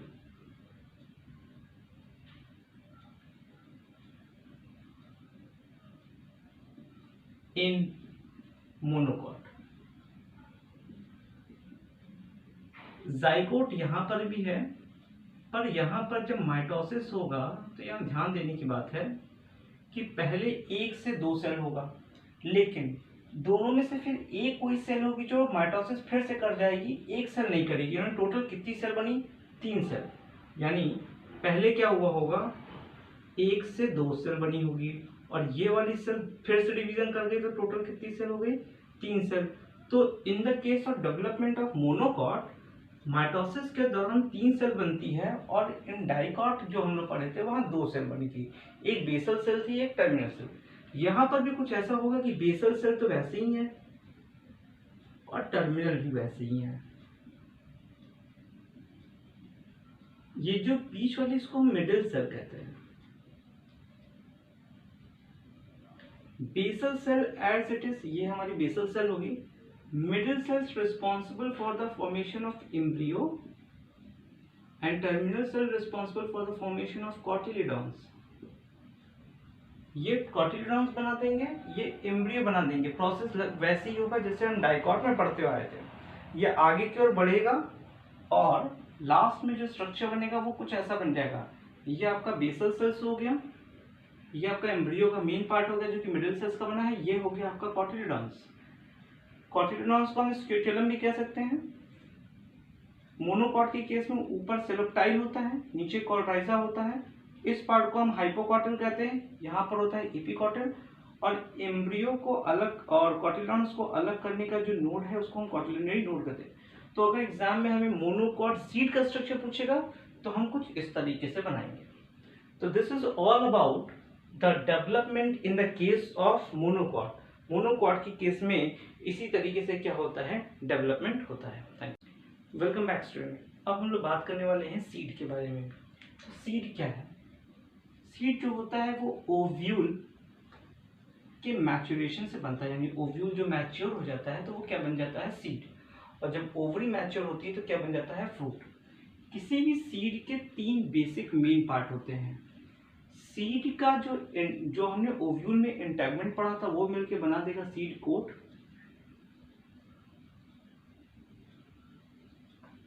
फिर उसके बाद उसका जो दूसरा मेन पार्ट आता है उसको हम कहते हैं एम्ब्रियो।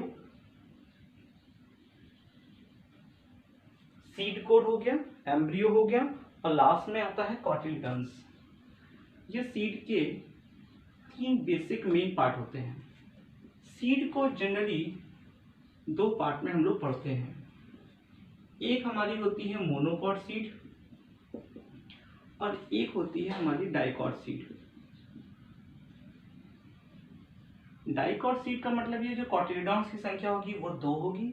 मोनोकॉट के केस में जो कॉटिलिडॉन्स की संख्या होगी वो 1 होगी। डाइकॉट सीड में 2 और होते हैं। एक को कहते हैं एल्ब्यूमिनस और एक को कहते हैं नॉन एल्ब्यूमिनस।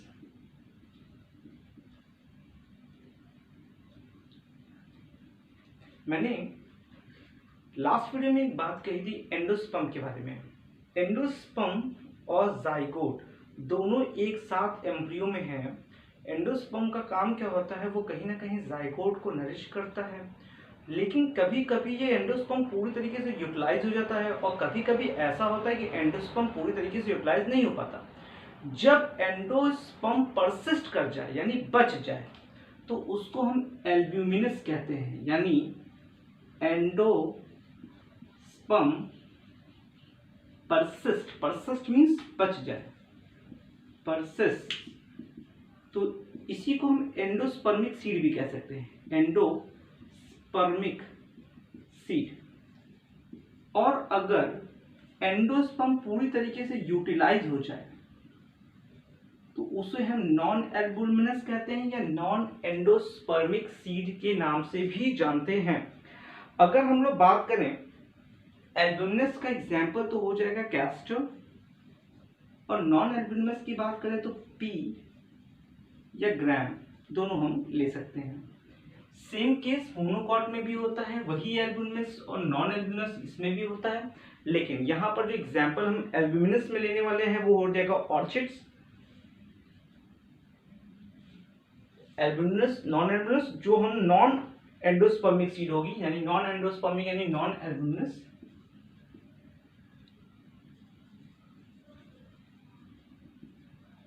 उसमें हम एग्जांपल लेंगे ऑर्चिड का, और एल्ब्यूमिनस में हम एग्जांपल ले सकते हैं मीच का। तो ये बातें हैं सीड के बारे में।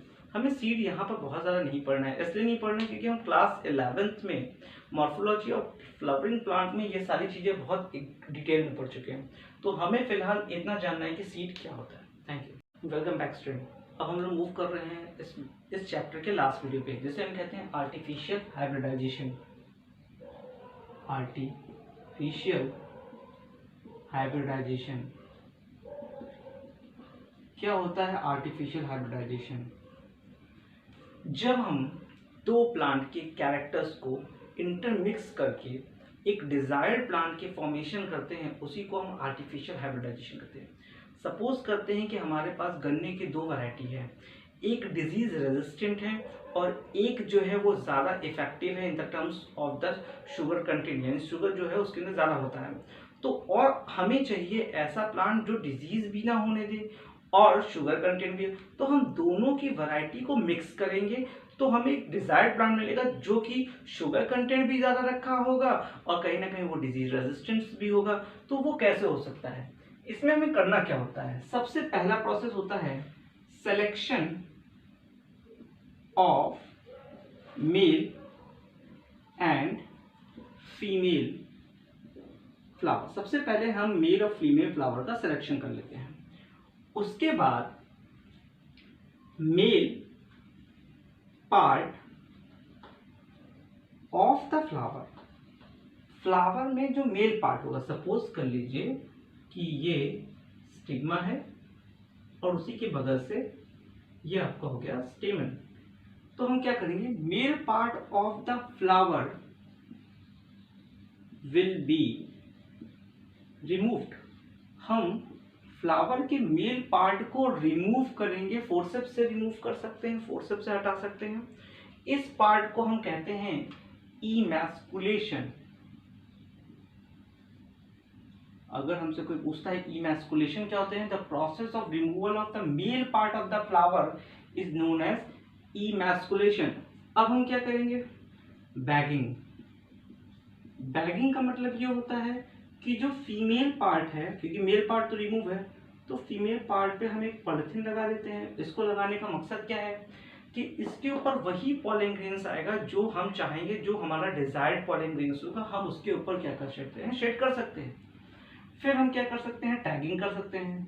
टैगिंग का मतलब ये होता है कि यहाँ पर हम एक टैग लगा देते हैं that this flowers part is ready for the cross pollination. हम इसमें क्रॉस पॉलिनेशन कराने के लिए रेडी हो चुके हैं। उसके बाद क्या करते हैं? pollen grains of desired plant is shed off। इसके ऊपर हम जो भी चाहिए pollen grains उसके ऊपर हम शेड ऑन कर देते हैं, ये बैग को रिमूव करके। उसके बाद फर्टिलाइजेशन होता है। फर्टिलाइजेशन होने के बाद ये प्रोसेस नॉर्मल होगा, फिर नॉर्मली जाइगोट बनेगा, जाइगोट से नॉर्मल सीड बनेगा, सीड से नॉर्मल प्लांट बनेगा और फिर इस प्लांट की टेस्टिंग होगी कि हमने जो डिजायर्ड प्लांट पाने के लिए आर्टिफिशियल हाइब्रिडाइजेशन किया था, क्या हम वो पाए हैं कि नहीं पाए हैं। अगर हम नहीं पाते हैं तो हम कभी कभी क्या करते हैं? इसी प्रोसेस को रिमूव कर देते हैं। यानी अगर हम दो अलग अलग फ्लावर लिए थे तो हम एक ही फ्लावर से इस चीज को कर सकते हैं। Thank you, welcome back. Seed के बाद अब हम लोग बात करने वाले हैं फ्रूट के बारे में। अगर हम फ्रूट्स की बात करें तो जब ओवरी मैच्योर होती है तो बन जाता है फ्रूट। फ्रूट बेसिकली तीन प्रकार का होता है। एक होता है सिंपल फ्रूट, एक होता है एग्रीगेट। सिंपल फ्रूट, एग्रीगेट और अगला जो होता है उसको हम कहते हैं कंपोजिट।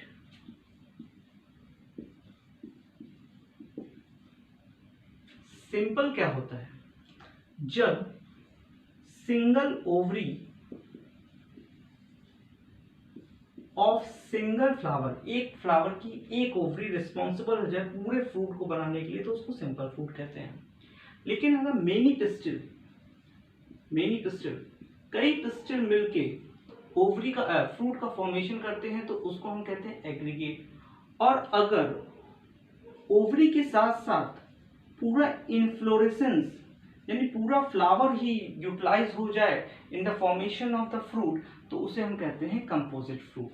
तो फ्रूट्स के कितने टाइप हो गए? सिंपल हो गया, एग्रीगेट हो गया, कंपोजिट हो गया। एक होता है पार्थिनोकार्पिक फ्रूट। पार्थिनोकार्पिक, अगर कोई फ्रूट बन रहा है विदाउट फर्टिलाइजेशन, यानी बिना फर्टिलाइजेशन में, फर्टिलाइजेशन नहीं होने का मतलब है कि उसके अंदर जाइगोट नहीं बना, जाइगोट का मतलब है कि सीड नहीं बना, यानी जो सीडलेस प्लांट होते हैं, फ्रूट्स होते हैं, जो फ्रूट जिसके अंदर सीड नहीं होता, उसको हम पार्थिनोकार्पिक कहते हैं।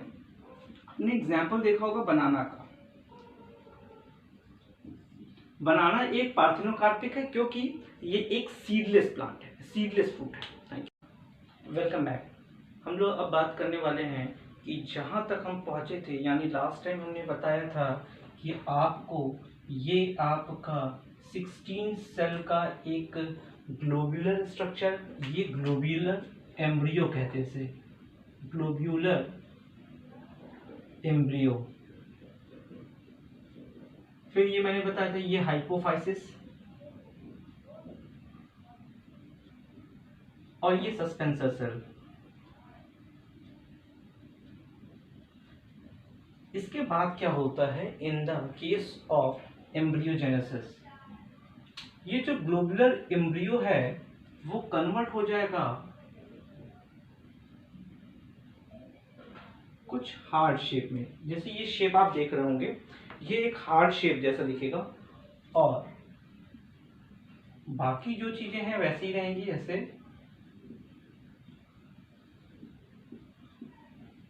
ये हो गया आपका हाइपोफाइसिस, ये हो गई सस्पेंसर सेल्स, ये हो गया हार्ड शेप। यानी सबसे पहले एम्ब्रियो जो होता है वो ग्लोबुलर शेप का होता है, फिर वो किस में कन्वर्ट होता है? हार्ड शेप में। और ये हार्ड शेप जो होगा वो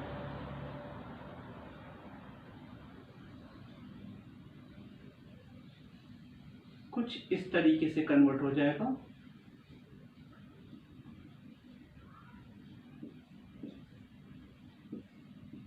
इसको हम कहेंगे हॉर्सशू शेप। इसका मतलब क्या हुआ कि सबसे पहले एम्ब्रियोजेनेसिस में मैंने बताया कि जो जाइगोट था वो दो पार्ट में डिवाइड हुआ, बेसल सेल्स और terminal cells. Basal cells divide होना स्टार्ट होती हैं, जब ये डिवाइड होना स्टार्ट करती हैं तो लास्ट में एक स्टेज पहुंचते हैं जहां पर हमें ग्लोबुलर एम्ब्रियो, जो हमारे लास्ट वीडियो का लास्ट स्टेज था, ग्लोबुलर एम्ब्रियो बनने के बाद ये जो ग्लोबुलर शेप है ये कन्वर्ट हो जाता है हार्ट शेप में, और हार्ट शेप में कन्वर्ट होता है हॉर्सशू शेप में। याद रखना है, ये स्टेप जरूर याद रखना है कि सबसे पहले ग्लोबुलर, फिर हार्ट, और लास्ट में क्या होता है? हॉर्सशू शेप होता है। इस तरीके से क्या होता है? Embryogenesis in the case of dicot. Next video में हम लोग बात करने वाले हैं how does the embryogenesis will take place in the case of monocot.